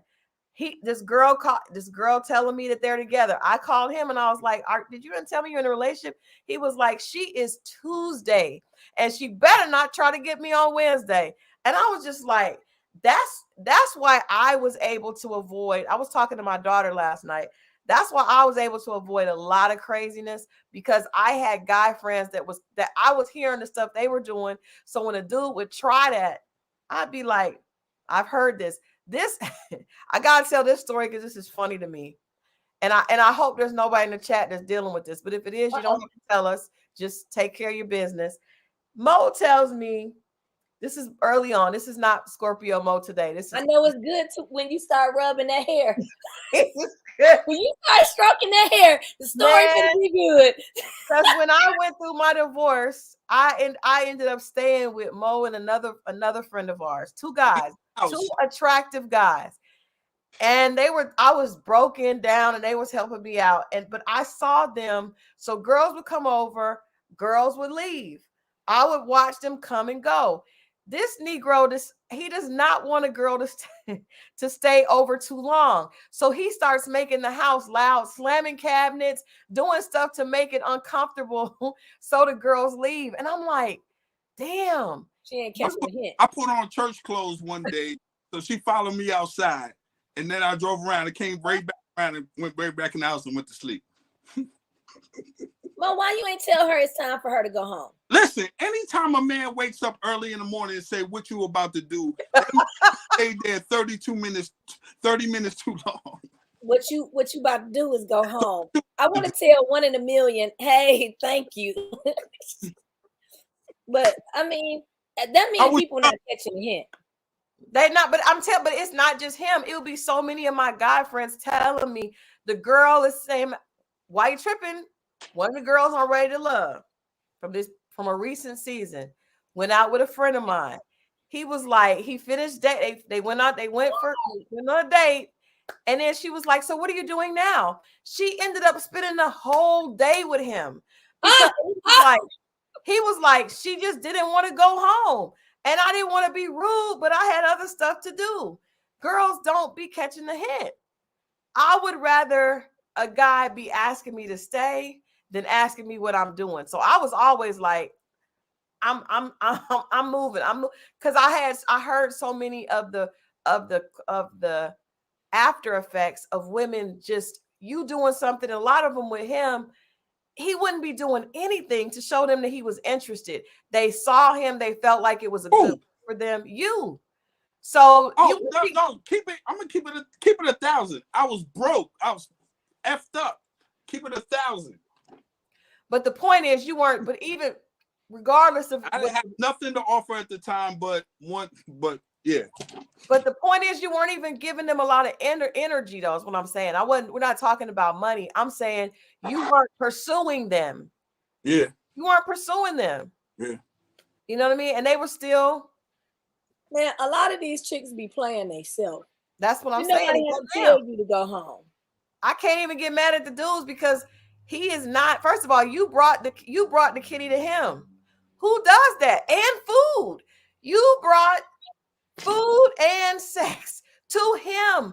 He did not leave the comfort of his own home. It did bring food. Yes. And with a pizza? No, cook food. Girl, they were bringing cooked food over. I was just like, and but I would watch tell you the level of desperation that women are, and it be killing me. These women that when they get mad in the end, they be like, and I found out he was letting another man bend him over. You knew what it was. A lot of these women now, they are exposing husbands and boyfriends for being down low. What it was in the beginning. At the time, you wanted something warm in your bed and you wanted something so bad, and you got to the point that it was downright. I'm not saying you, I'm just saying they got to the point that it was downright so embarrassing, or somebody called them out on it or said, I seen your man with Charlie. You know what I'm saying?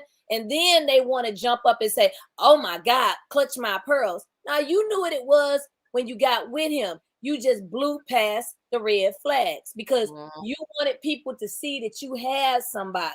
A lot of these women, and I have some people personally that I know that they're so desperate to have in somebody that they're willing to accept any type of behavior that's mistreatment, that's questionable sexual behavior or whatever. And then when it get brought to the light by, see, they'll ride with it as long as somebody else don't expose it. The moment somebody else exposes it, then it's a problem. Yeah, I know a lady that is a want to be by themselves. A cardiovascular surgeon, and married a man, so she would be able to have a husband, you know, and children. Man is gay.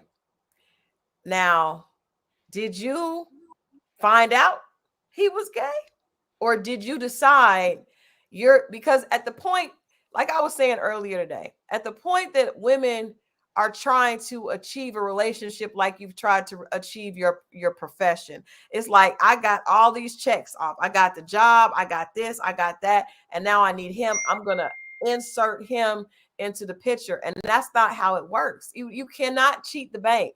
You cannot cheat the bank.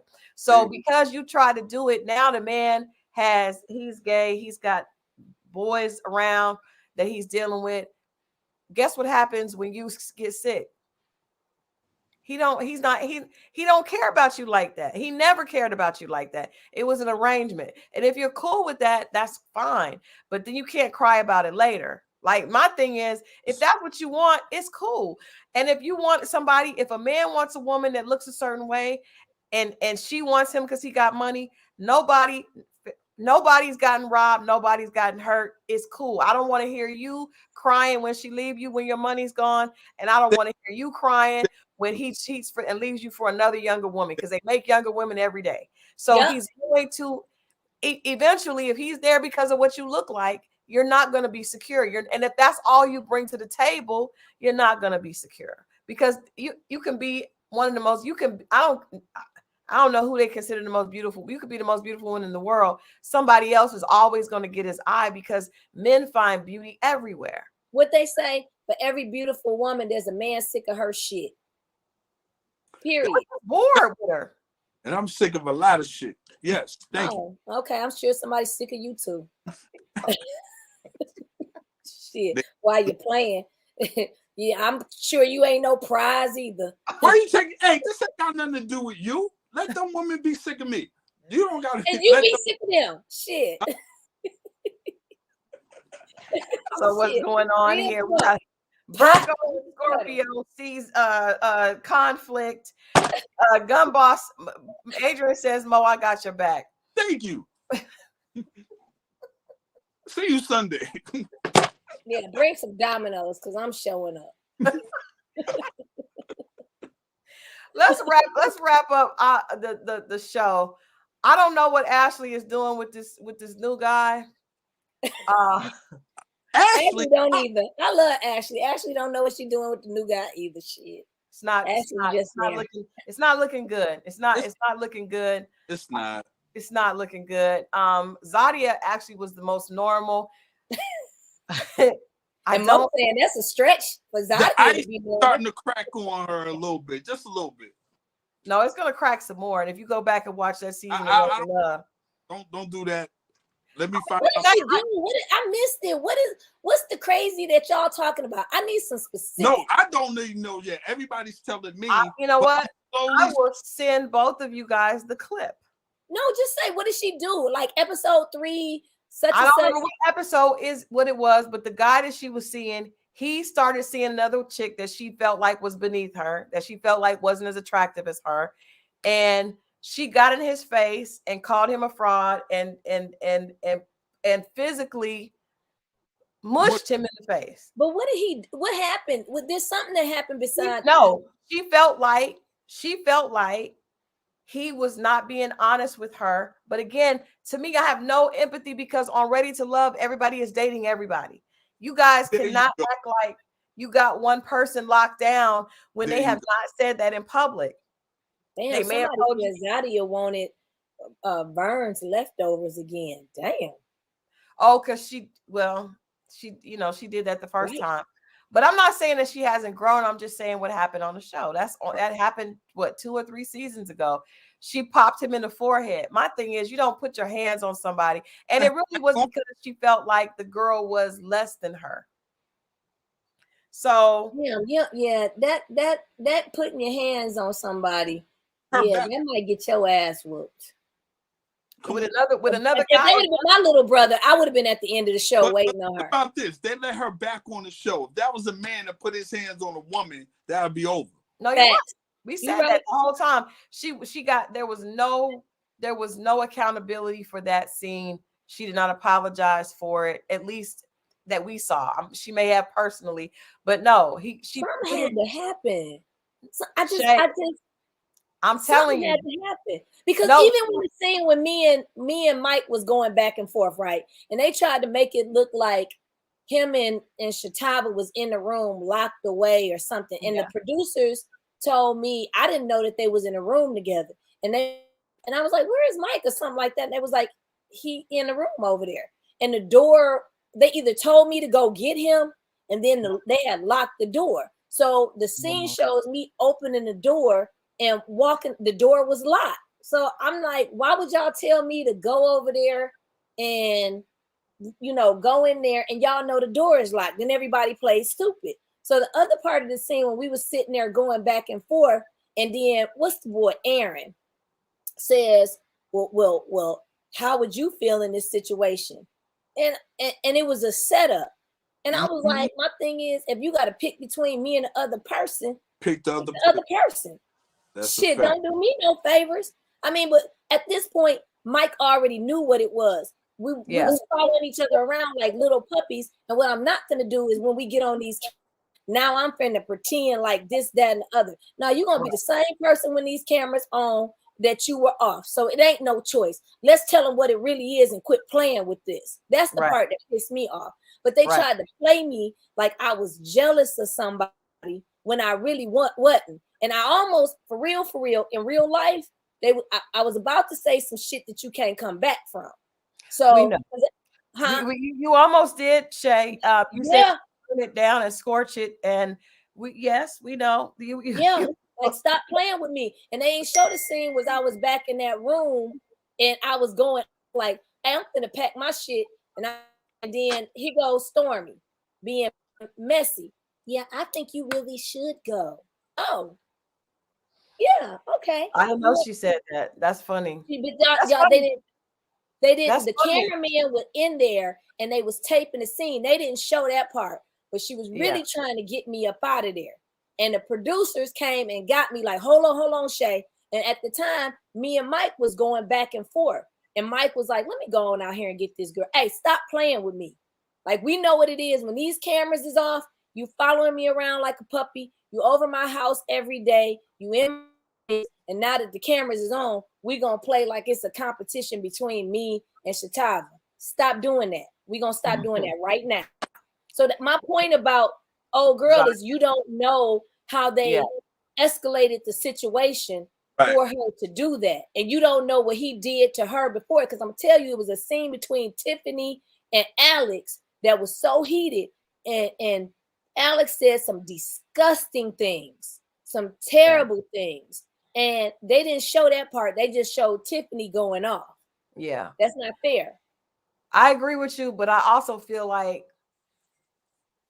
he was sitting down. She was standing up over him, and she put her finger, she touched his head and pushed it back. I call it mushing, poking him in the face. She's standing over him doing don't put your hands on me, period. You keep that's what I'm saying. Like, I hear what you're saying, but you don't ever have a right to put your hands on somebody. And especially women, we know that if a man was standing over a woman and put his hand in her face and pushed her head back, he would have been canceled. The production, Tommy would have been saying, no, they wouldn't have. They would have edited and cut that part, swept it under the rug.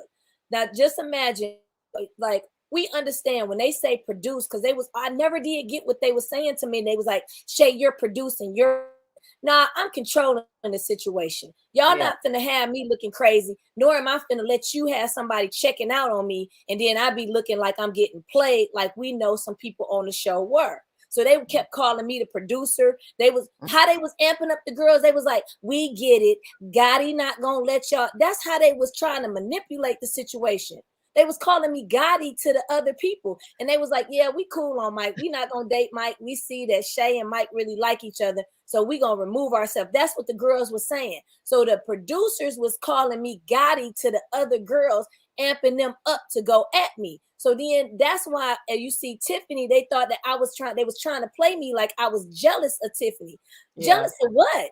Of who? Watch this shit. I gotta go. It was bullshit. Imagine every messy person you ever known in high school and then put producer on their name. Yeah. I gotta go. That it's a certain personality that works at producers, but I agree with that, but I still feel like at the point that you got to put your hands on somebody, you got to remove yourself. There's no excuse for that. And I feel like even if I don't care if production didn't do anything, if it was reversed, social media would have had a fit. But when a woman does something to a man, we're cool with it. There were people on this channel, women supporting it, and it's like you can't have it both ways. You can't tell men to be respectful. But that's a mirror of life. That's real life shit. Man, but we looking at they cut out all this stuff on the shows, like on what's all the dirty stuff came out on Love is Blind. Man, somebody was claiming getting raped. People are claiming that they got them drunk. They said it was abuse on the show. And then when we see the show, everybody's like, oh my God, I love his voice and I love him. But they not showing that you walk off the show, they're going to try to sue you for $50 million. Drama that they caused behind the scene. They push these people to their limits. No, I believe that, but you're responsible for you. So just like with you were like, I'm not doing it. And as grown people, you're responsible for that. So in that, I'm sure she grew from that, but she was wrong for her actions. And I will also say this: a lot of times you're a lot more invested when there's more going on behind the scenes at night with the nigga that you. When there's a lot more happening, right? So your feelings get a lot more involved, and you're a lot more sensitive to the touch when there's intimacy happening that you're not talking about on camera. So that all plays into it. I don't know if that's true or not in their situation, but we do know, and I've heard from other cast members about different seasons, when you can't understand why somebody's so pressed, usually it's because the person is doing more than they're showing us on film, which is their business. But you gotta know what you can handle. I remember Mo and I were talking one time. I know I can't handle intimacy with somebody that and he was like, well, if you can't take the heat, get out the kitchen. And I was like, well, I will get out the kitchen because I'm not into that. Like I can't handle that. So I don't do that when I know with me. And I tell him, I just took myself off the market, and I was like, let me just be celibate because I can't handle doing this. So I'm gonna chill. And then I also told Adrian when he and I got together, I told him where I had been, what my thing was. I'm not being intimate. But at the point that we do get to this place, this is what it is. And so I'm 100%. I know what Christal's buttons are. So you can't push my buttons. I'm in control of that. You can't get me out of character because I'm not going to give you that privilege. So to me, I feel like grown women are grown women. These women on reality shows, they act like they're little girls and they can just, I just went, no, you went off because you're not in control of yourself. That's on you. That's on you. But you know how many play both sides? Cool. To it, when you do that, like, okay, you sell your soul for this, or you figure you'll get this to get this, but then when the other thing comes in to complete the deal, you don't want to do it. And it's like, you pick a side. I don't force, as a man, you shouldn't force anybody to do anything. You know what I mean? Like, but a lot of men act like it's gonna consummate the relationship. That's all salesmanship just to get it. Trust me, I've been there, done that. Not salesmanship. Yeah, that's what it is. You trying to, it's just what it is at the end of the day. But at the same time, she's in control of her. Say what it is. No means no. Or if you don't want to do this, then don't do it. But don't think that a lot of times you think something's going to run away because you said no, and most of the time it will not. And this is my point about, let's go back to the word dating. People have taken dating and have really muddied up the word. The point is it's a period to really vet and get to know a person your likes, their likes, dislikes, and see if it works. The problem is we jump right in with like I said, locking our legs around somebody with the expectation of this is going to seal the deal. This is going to reel him in, you know. And men do it sometimes too. If I put it on her real good. No. Men do it. More times than you think. But let me ask you this. In dating, when you said the initial, we're trying to figure out, does it mean multiple people? That's the confusion. Yes, dating means you can date multiple people. That's what it is. Until we sit down and have a conversation. And I think people are afraid of the conversation of being rejected. And the conversation is, hey, Mo, is it going to be just me and you? Are we at a point? And everybody isn't on the same page at the same time.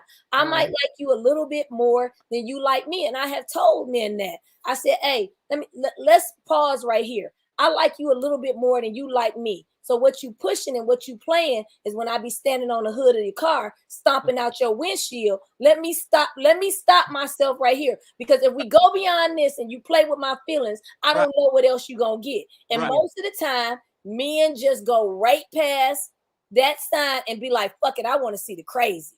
Okay, bitch. I warned you. Now don't cry when this car be looking like a tin can. Not so. He says social media has made the dating world difficult. I think it depends on. I don't see how it has though, because I feel like your life to if I'm not doing this, what they doing, then my life ain't right. And I'm not saying that. It got nothing to do with dating though, but that has nothing to do with dating. I do feel like people are afraid to ask the question because they're afraid of the answer. And I also feel like I'm like old school. I'm never gonna ask a man, where are we? If he ain't said nothing, it's I'm glad you said that. He don't want to do it. Because when they want to, you see how Jabari's pressing Vernisha? When they want to, they will. When they won't, they won't. Said that. I'm just like you. I'm not going to do it. I'm not going to never go to a woman like we are with. What I've learned is that women are not afraid to ask for what they want, whether it's the waitress at the restaurant, whether it's whoever. They're going to ask for what they want if they really want that. And I'm never going to do that. I'm sorry. I'm not asking, because to me, a man will tell you when he's ready. You don't have to ask him, are you thinking about us getting married? If he ain't said it, then the answer is no. My mom told me, I remember when I first started dating, my mom, that's probably why I'm like this, because she was cold, but she prepared me for dealing with men. I remember I liked this boy in high school and he hadn't called. And I was like, well, Mom, she told me I was not allowed to call boys. Like that. Boys had to call me.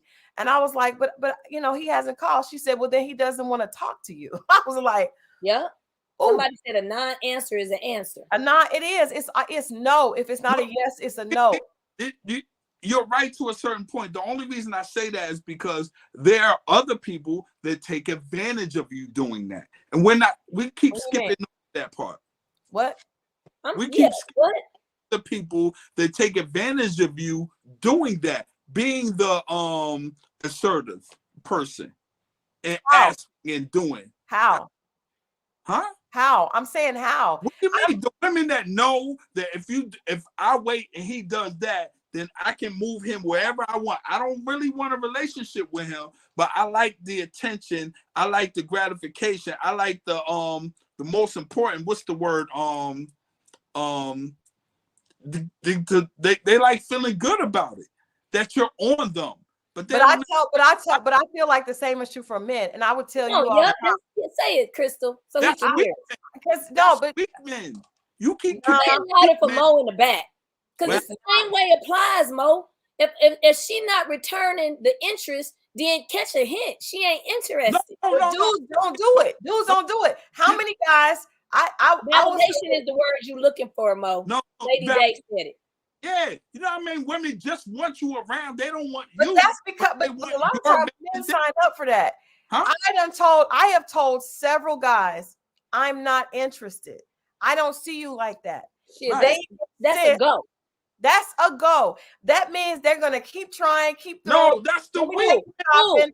Christal, Then you dealing check with it the out. weak. No, when a woman say no to a man, that's a challenge. No, Oh, I'm gonna try my best to get her. But when a man say no to a woman, then that comes off as crazy. You're dealing with weak men. Okay, hold on. All right, Shalia says, can we please let Mo talk and finish his thoughts? He's getting cut off. Come on, Mo. Come on. Okay. The weak man. Once again, if a guy tells you that and he keeps going, that's the weak man.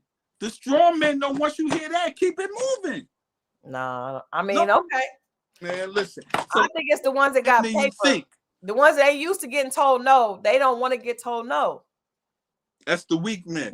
Leave them niggas alone, please. You can't, because you didn't already told them no thank you, and they still coming. I don't know what to tell you, but that's the weak dudes. Mo, I done told a man before, I said, you're not going to get a return on your investment. My friend has been a witness to cars, to jewelry, to all kind of stuff. But you don't think that's the weak man?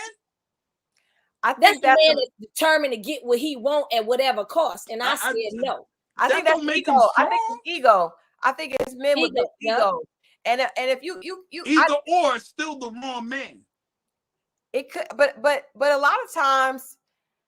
See, you making excuses for the men that validate you. That's what you're doing. Nah. That's sound like it to me. Well, you thought wrong. You making excuses for the men that validate you. I'm done. Well, he just doing this. No, he's weak. Leave it alone. But he got money. He's not weak. No, he's weak. I think there are men that are there are men and women that are not used to being told no on both sides. There are women. I don't know what to tell you then.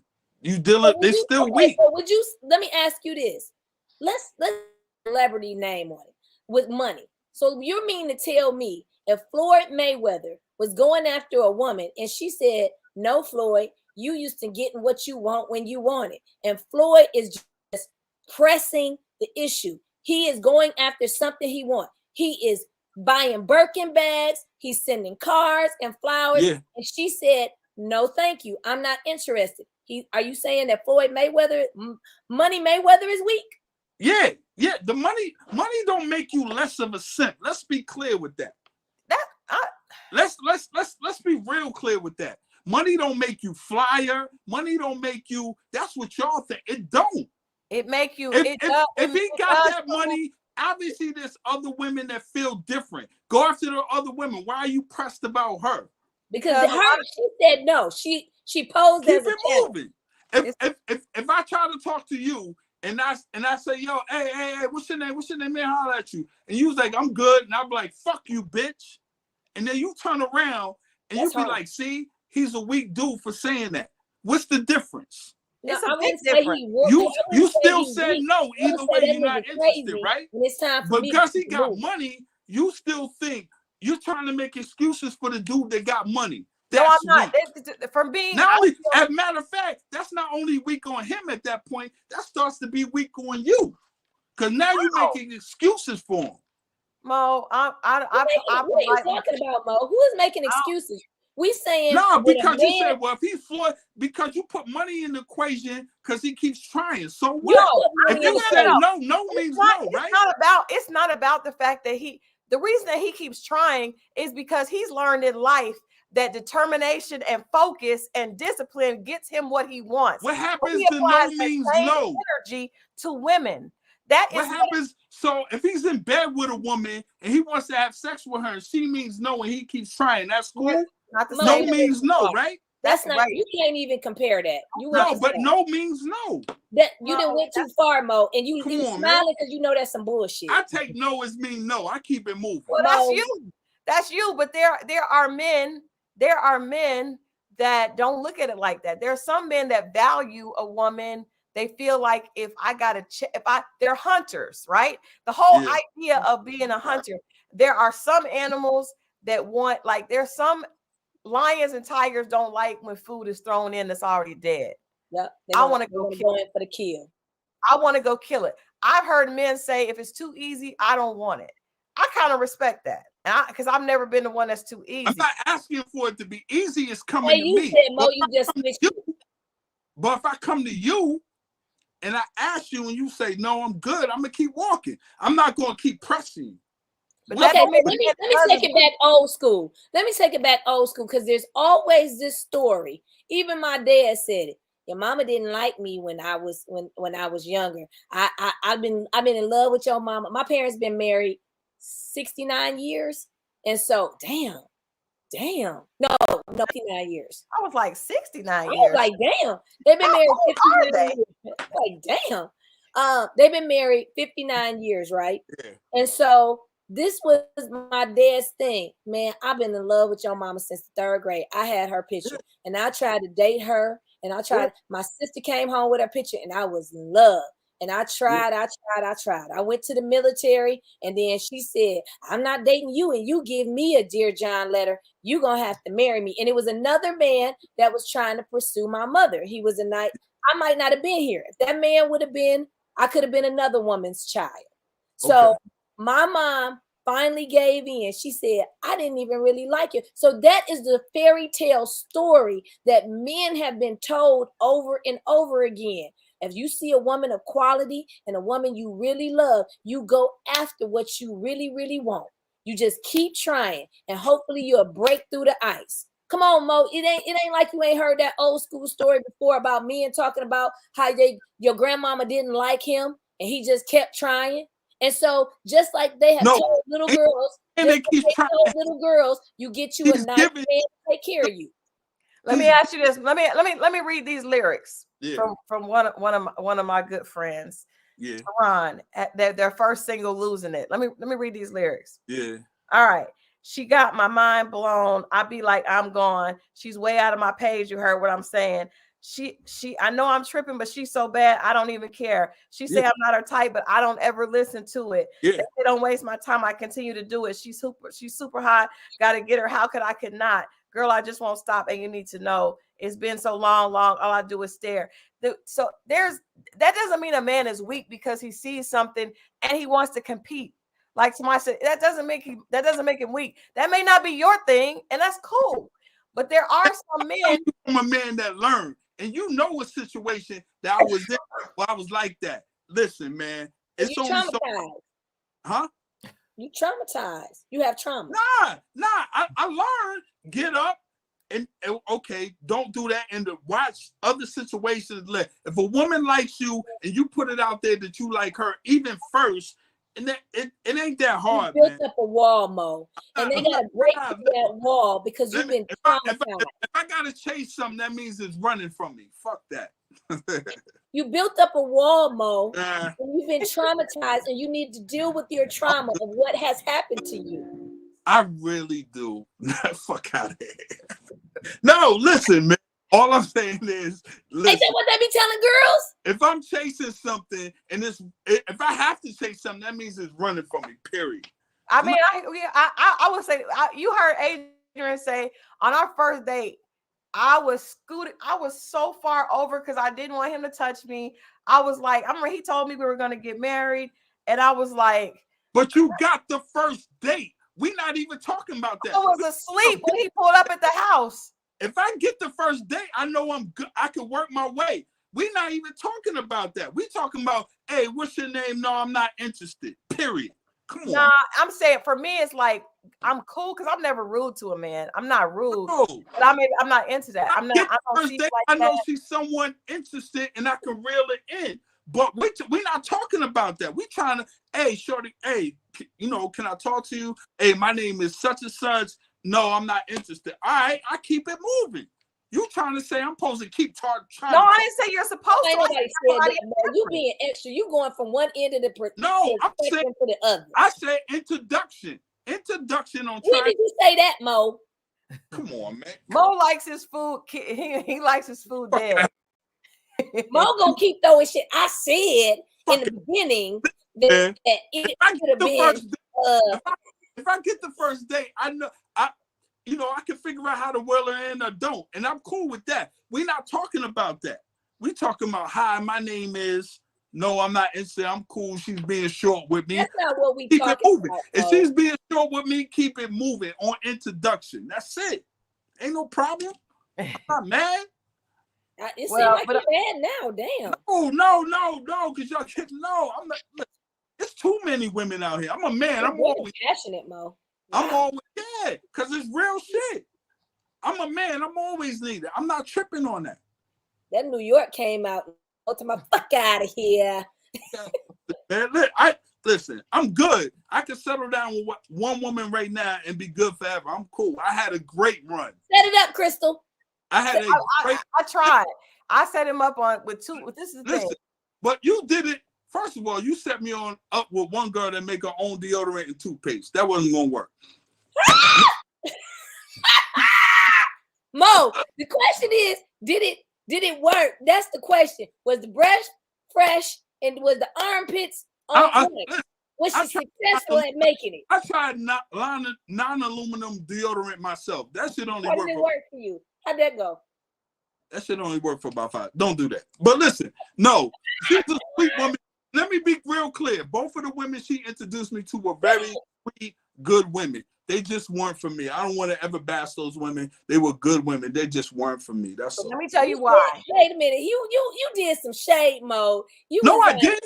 As a matter of fact, Mo, you said she makes her own deodorant and her own toothpaste, implying that neither one of them works well. No. What I was applying was she lived a different type of lifestyle. He don't like earthy girls. He doesn't shave her armpits. Me. You what? Did she shave her legs and armpits? Shay, when I see you, listen. I'm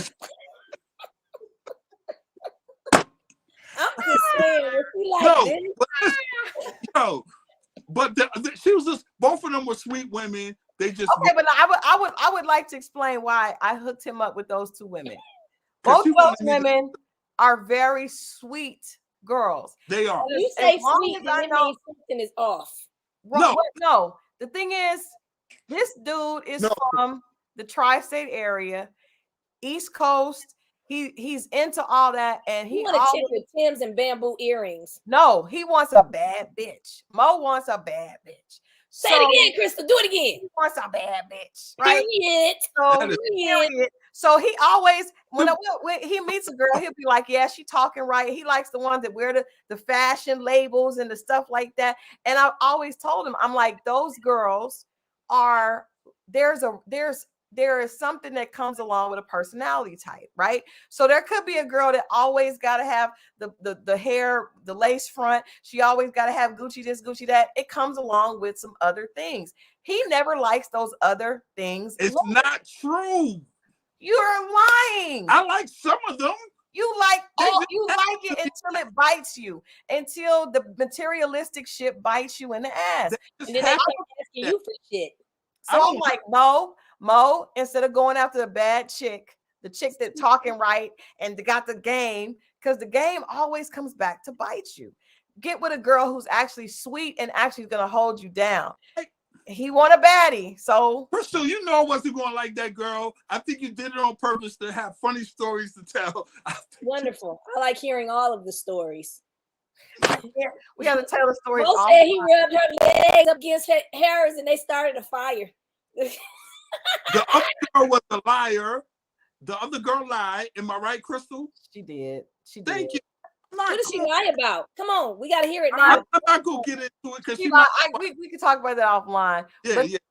Okay. Trina said, Mo, who is your celebrity crush? It changed recently. I used to like somebody for a minute. Who? Who said who? Christal or Shay? Christal. Who? I was thinking that she said it. Now, I'm wrap it up, B. I'm just gonna stick with now. I don't even want to say, man. Oh my God! Come on, Mo. I don't even want to say. But I like very different type of women. You know. No, you don't. What is the celebrity crush, Mo? I like a few of them. I like a few of them. You can have 50 of them. You want to hear the top 2? The top 2 right now? Come on. No, tomorrow. Yes, right now. In that C, B level. They're not A level. It's no A level. My God. I like damn, this is gonna be fucked up. Pardon me. Are you familiar with Spit it out, man. what? Spit it out. Let's go. I like Alexis Fields. He does. We saw her at that party. See, Shay, we saw her at the 50th birthday party for one of our friends, and she was on the hip. She was. Go ahead and say it, because I know what you want to say. No, she was locked in. She's locked down. She's on lockdown. Yeah. Exactly. Who else? Like my shit is, we don't, Melanie said he about to say an Instagram model, and if you don't. No. I had one, but she done fell off. Sorry. Delicious. Right. Delicious. Mind your goddamn business, Crystal Joy. Don't be cussing at my friend now. Pull it back. So I'm saying, the fact that he likes her no more. The fact that he likes Delicious. I'm not into her no more. Cut that out. What she do to you, Mo? What she do? You were a main fan. I like it. You slid in her DM and she ain't. You saw she had seen it. She was liking his pictures. No, she got a new breast job and I don't like it. But I just said Mo wanted the bad. Too big or too little? What happened? Nah, she look like a mannequin right now. I'm cool on her. Is she look like them little mannequins that you see on Buford Highway? Yeah. They be like, okay. Yeah. But the fact that I said Mo wants a bad bitch, and then we said Delicious. Shit, that's it. No. That was old. That's old. It was last year. It was last year. It's a bartender I like. It's not important. That's not important. A bartender is obtainable. Celebrity. A bartender, you don't even have to have no crush. You can go up there and holler at her. Elise Neal. I like Elise Neal. She got her makeup on because she look crazy without it. But anyway, I like you know what? We're not gonna do this. She got makeup on and she look crazy, but you got a crush on her. Shay, who is your celebrity crush? Ooh. Oh man, here we go. I don't know. You know. Don't put I mean, dead or alive? Yeah. Come on. Alive, nigga. My celebrity crush is Pop. No, alive. Come on with one now. Oh. I haven't really watched any TV enough to have a celebrity crush. Okay. Oh, let me tell you. Okay, y'all ain't gonna know. But I watched Top Boy. Okay, I watched that. Them British accents. But which one? Damn, I don't be knowing their name. He playing. You know who he's I'm not playing for real. You like him, you know his name. Damn, y'all caught me off guard. This was about you, Mo. I need to go through and look and see. Which one? Give me a description. I'll tell you who he is. Oh, okay. So back in the day, Stringer Bell was everything to me on The Wire. But then Idris Elba, he didn't went through the ringer a little bit. He looked a little bit tattered. I think he lost too much weight. It's in here. Something's going on in here. When you get older, you lose weight. It be in here. So the little chocolate one on Top Boy, I think he just got killed. Oh dang! I ain't mean to tell nobody. Oh, you talking about the lead? Yeah, yeah. In the end, old boy, yeah, I know you're killing him. Interesting, because he's short. Most women don't like short men. Okay, I don't care. Let me tell you, I don't have no type. I like men. So you would date a short guy? The one dude that I dated, he was 5'7", but when he walked in the room, he was 6'3". Interesting. Oh, that only means he has a lot of money, Shay. That's all. That didn't have nothing to do with he got that energy, that energy. Yeah, it didn't have nothing to do with money. Matter of fact. But he had money though. But that I never asked him for anything. No. That kind of man always has money. That kind of man always has money. It didn't have nothing. Let me put it in perspective. When I met him, we was both young. At the time, he was like 19, 20, and I probably was like 24.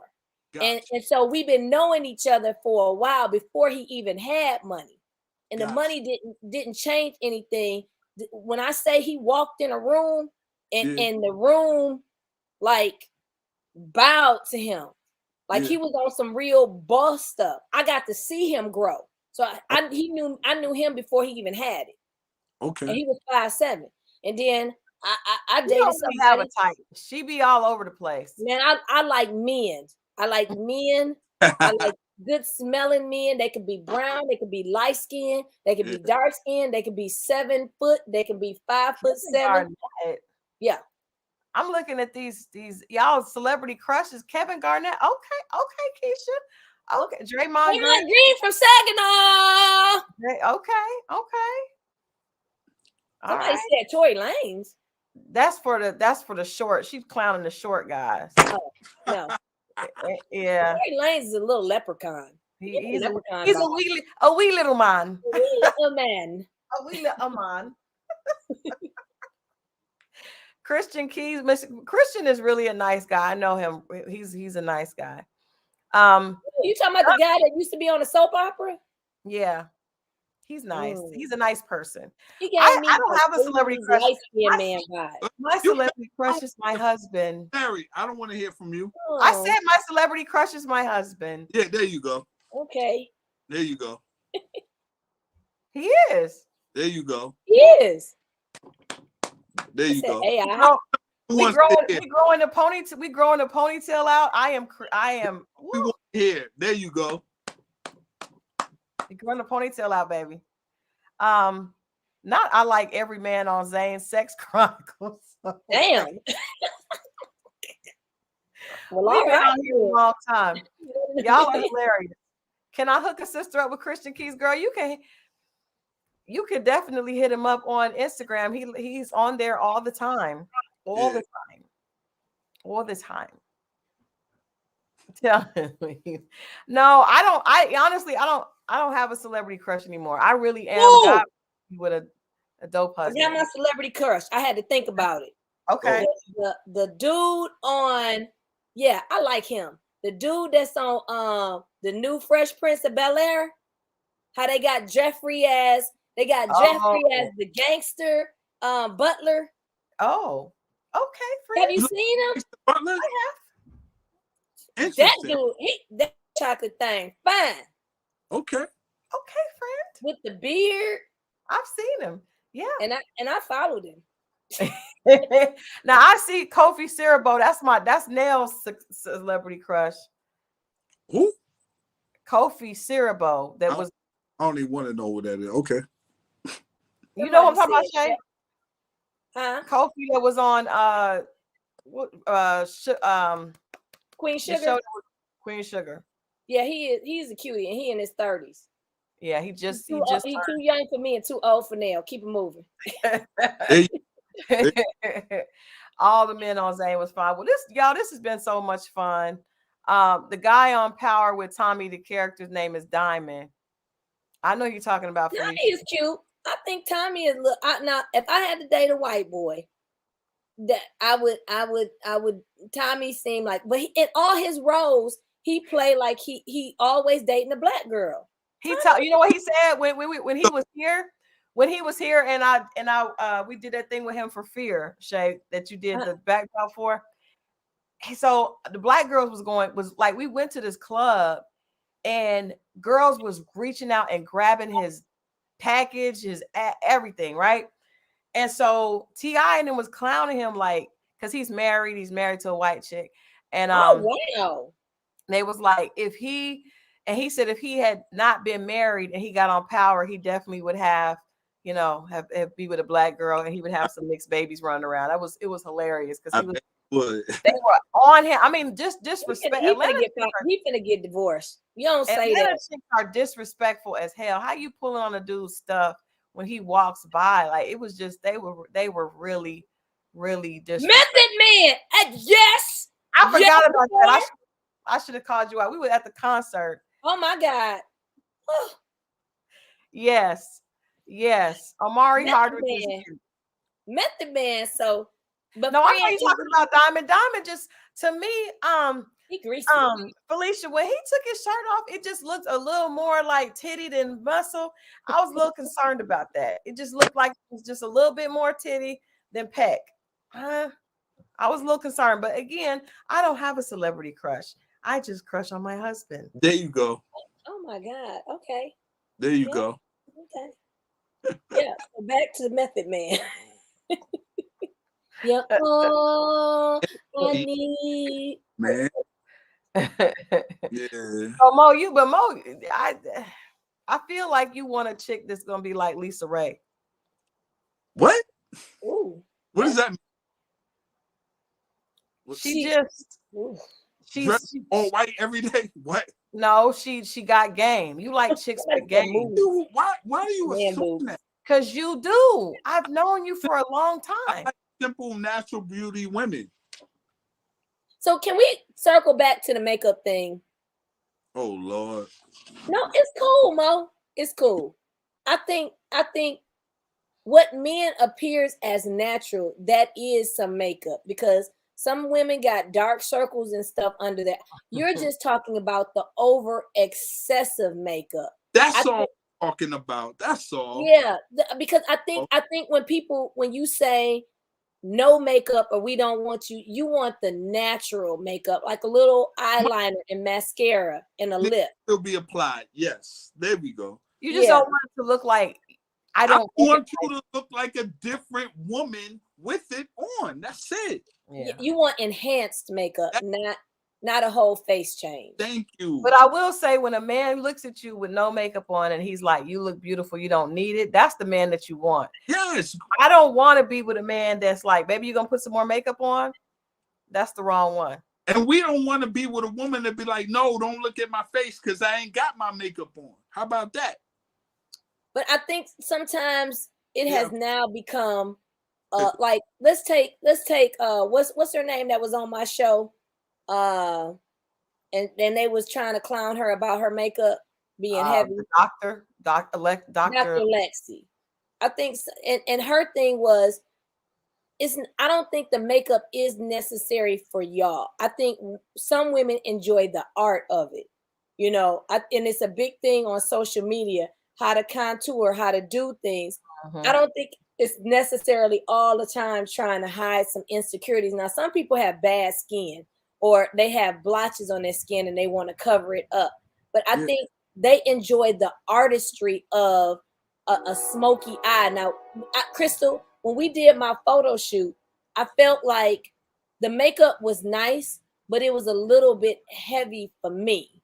But it also did not. It looked natural in the pictures. It did. It did not look over the top. Yes, it did. It did not to me.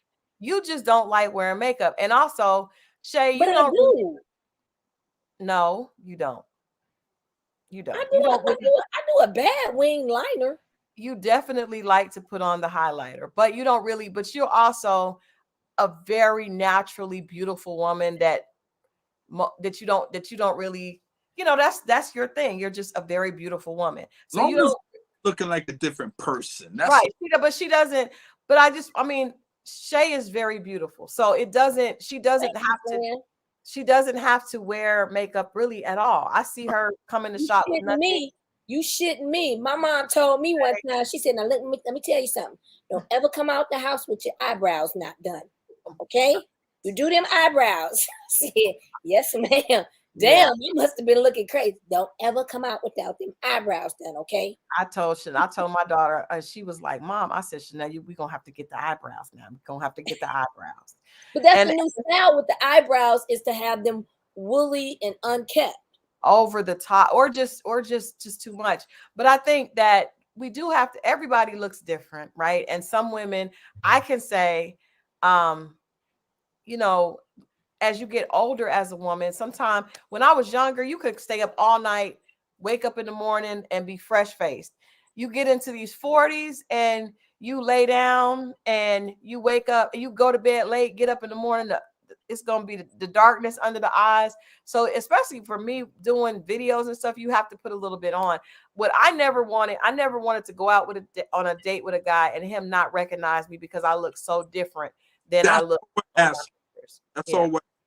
And I get mine microbladed too. Actually, Shay, you get yours microbladed too, right? The eyebrows. I only got them done once. They won't go off. If anybody know how to get these eyebrows off, please let me know, because I got them done in 2020. Why do you want them off? I want to start fresh. I really didn't like how she styled them. She kind of gave me these rounded, which my friend was like, friend, they really softened up your face because them eyebrows you used to have was hard. I like my eyebrows, but I just didn't. I want to get rid of them and start again, and they're not going any fucking where. I need them to go. But mine actually, when I got mine done the first time, they faded off, and I got them done again. I get them done like every 2 or 3 years, 2.5 years. Don't here too long. I'm ready for them to go. It's hard being a woman, Mo. Yes. Listen, Mo, we got to get waxed.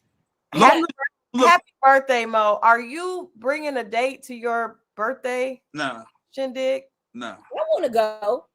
Nah. It's Sunday at the same place we had Adrian's birthday. We got another engagement we need to go to. I saw that, but I have to work 5 to 7 anyway. I gotta host this thing 5 to 7, so I was gonna come after I get done with that. Section. Gunboss said, Mo, I know you're ready to get off. Yeah, man. Y'all, the eyebrows, the makeup, and all that. It's cool.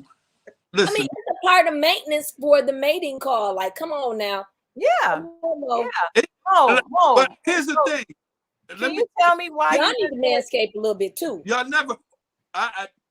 We get into that, but he does a lot of exfoliating and stuff. He's into. Shut up, Mo. You be wearing them masks to soften, to have the skin supple and soft. You goddamn right. I might be doing it on Saturday before I go. Yeah, I do all that. Mo got a cucumber mask on. No, I definitely do. I got a couple. Yeah, I do all that. I go to the spot. Yeah. I preserve my fly. I'm 53 years old on Sunday. Why not? Now you was just complaining about her telling your age, and now you did. No, I don't. I already put it out. It's all good. No, I put it out there before I put it out there. I was just saying that if it was a woman, she never did. I'm not ashamed of it. No, I don't care about that. No, you be wearing a mud mask and stuff. Not a mud mask. You be exfoliating though. Yeah. I got the scrub, Aveeno scrub. I do all that. Okay, Mo. You do you manscape? My baby. I have to scrub my baby and get him down, but he doesn't do all that. He just I like it rugged. I like a little bit of a rugged person, and I can do a little bit of that. Before we get off here, though, I have to tell people I'm in Columbus. I'm here for the Fountain City Classic tomorrow. Okay. And I'm excited. I'm going to be selling books. I'm going to be giving away prizes. And so if you are in Columbus or near Columbus, please come out and holler at me. Yes, and get the book. Wait a minute. I want you to tell your viewers that you are coming out with a line of merchandise. We are. Shay and I are working. Shay and I are working to put some merch. It's a merch for people specifically for the subscribers, and then also we just have some big stuff coming. I'm excited about 2024. You guys stay tuned. We have some big stuff coming, but yes, please stay tuned. Trying to get some merch together for Christmas. That'll be really dope to send to put up for you guys to get to. What else? So yes, I'll be in. Oh, you got both the books, but Mo has both the books. You don't have the first one though. Nah, I got it somewhere, but it's still packed in the closet. But I got it. Look at the response. Can't wait. All that good stuff. See, I've been on Christal behind about getting this merch out because we know y'all need some Dear Alpha Female t-shirts, some quotes stating alpha females and males. Some quotes. Come on now. To support everything that we talk about. We got this interview with Kiki from Love and Marriage Huntsville. Trust me, you guys, you do not want to miss that. It is so dope. We had a really good conversation this past week. Shay, I want to thank you for jumping on, and you got to come back. You got to come back on because there's more. I'm talking to Tamika, the matchmaker from the show, next Friday before this, and so we definitely gotta put that on. Gunboss says it's hoodie season, so yes, baby, we got the hoodies, we got all that coming for you. Okay. I think $1 million asked something too. She want to know about, I guess, our social media. Okay, so first of all, let's Mo social media is Scorpio Moe _ Shay, 2 touch. And then also you can go to her company page. if you guys are doing anything that, like myself, I have a booth. She does the dopest things. We actually are collaborating on a lot of stuff. So you guys go to IDAP Solutions. That's IDAP Solutions, because we can actually ship stuff to you no matter where you are. I know a lot of our subscribers are not in Atlanta, which is fine. We love working with people from out of state and doing really cool things. So yes, we are. It's more coming. So you got to come back so we can talk about this, because I don't know if y'all saw the preview for next week. I definitely did. But it looks like some people from other seasons are coming, and that caused some drama, because it seemed like Ashley was confronting her big sister about trying to holler at her man. So we're gonna talk about all that. Don't call that girl her big sister. Don't do that. Well, that's what the show called her. That ain't what Ashley called her. That ain't what Ashley called her. That definitely ain't what Ashley called her. So we got to have you come back to kind of give some context on what that is. I want to thank you guys for hanging out. Most people stayed here the entire time. Make sure you like this and share it so other people can hear. Chime in if you're watching this later so we can hear what you think about what we had to say about all the dates. And we'll be back next week.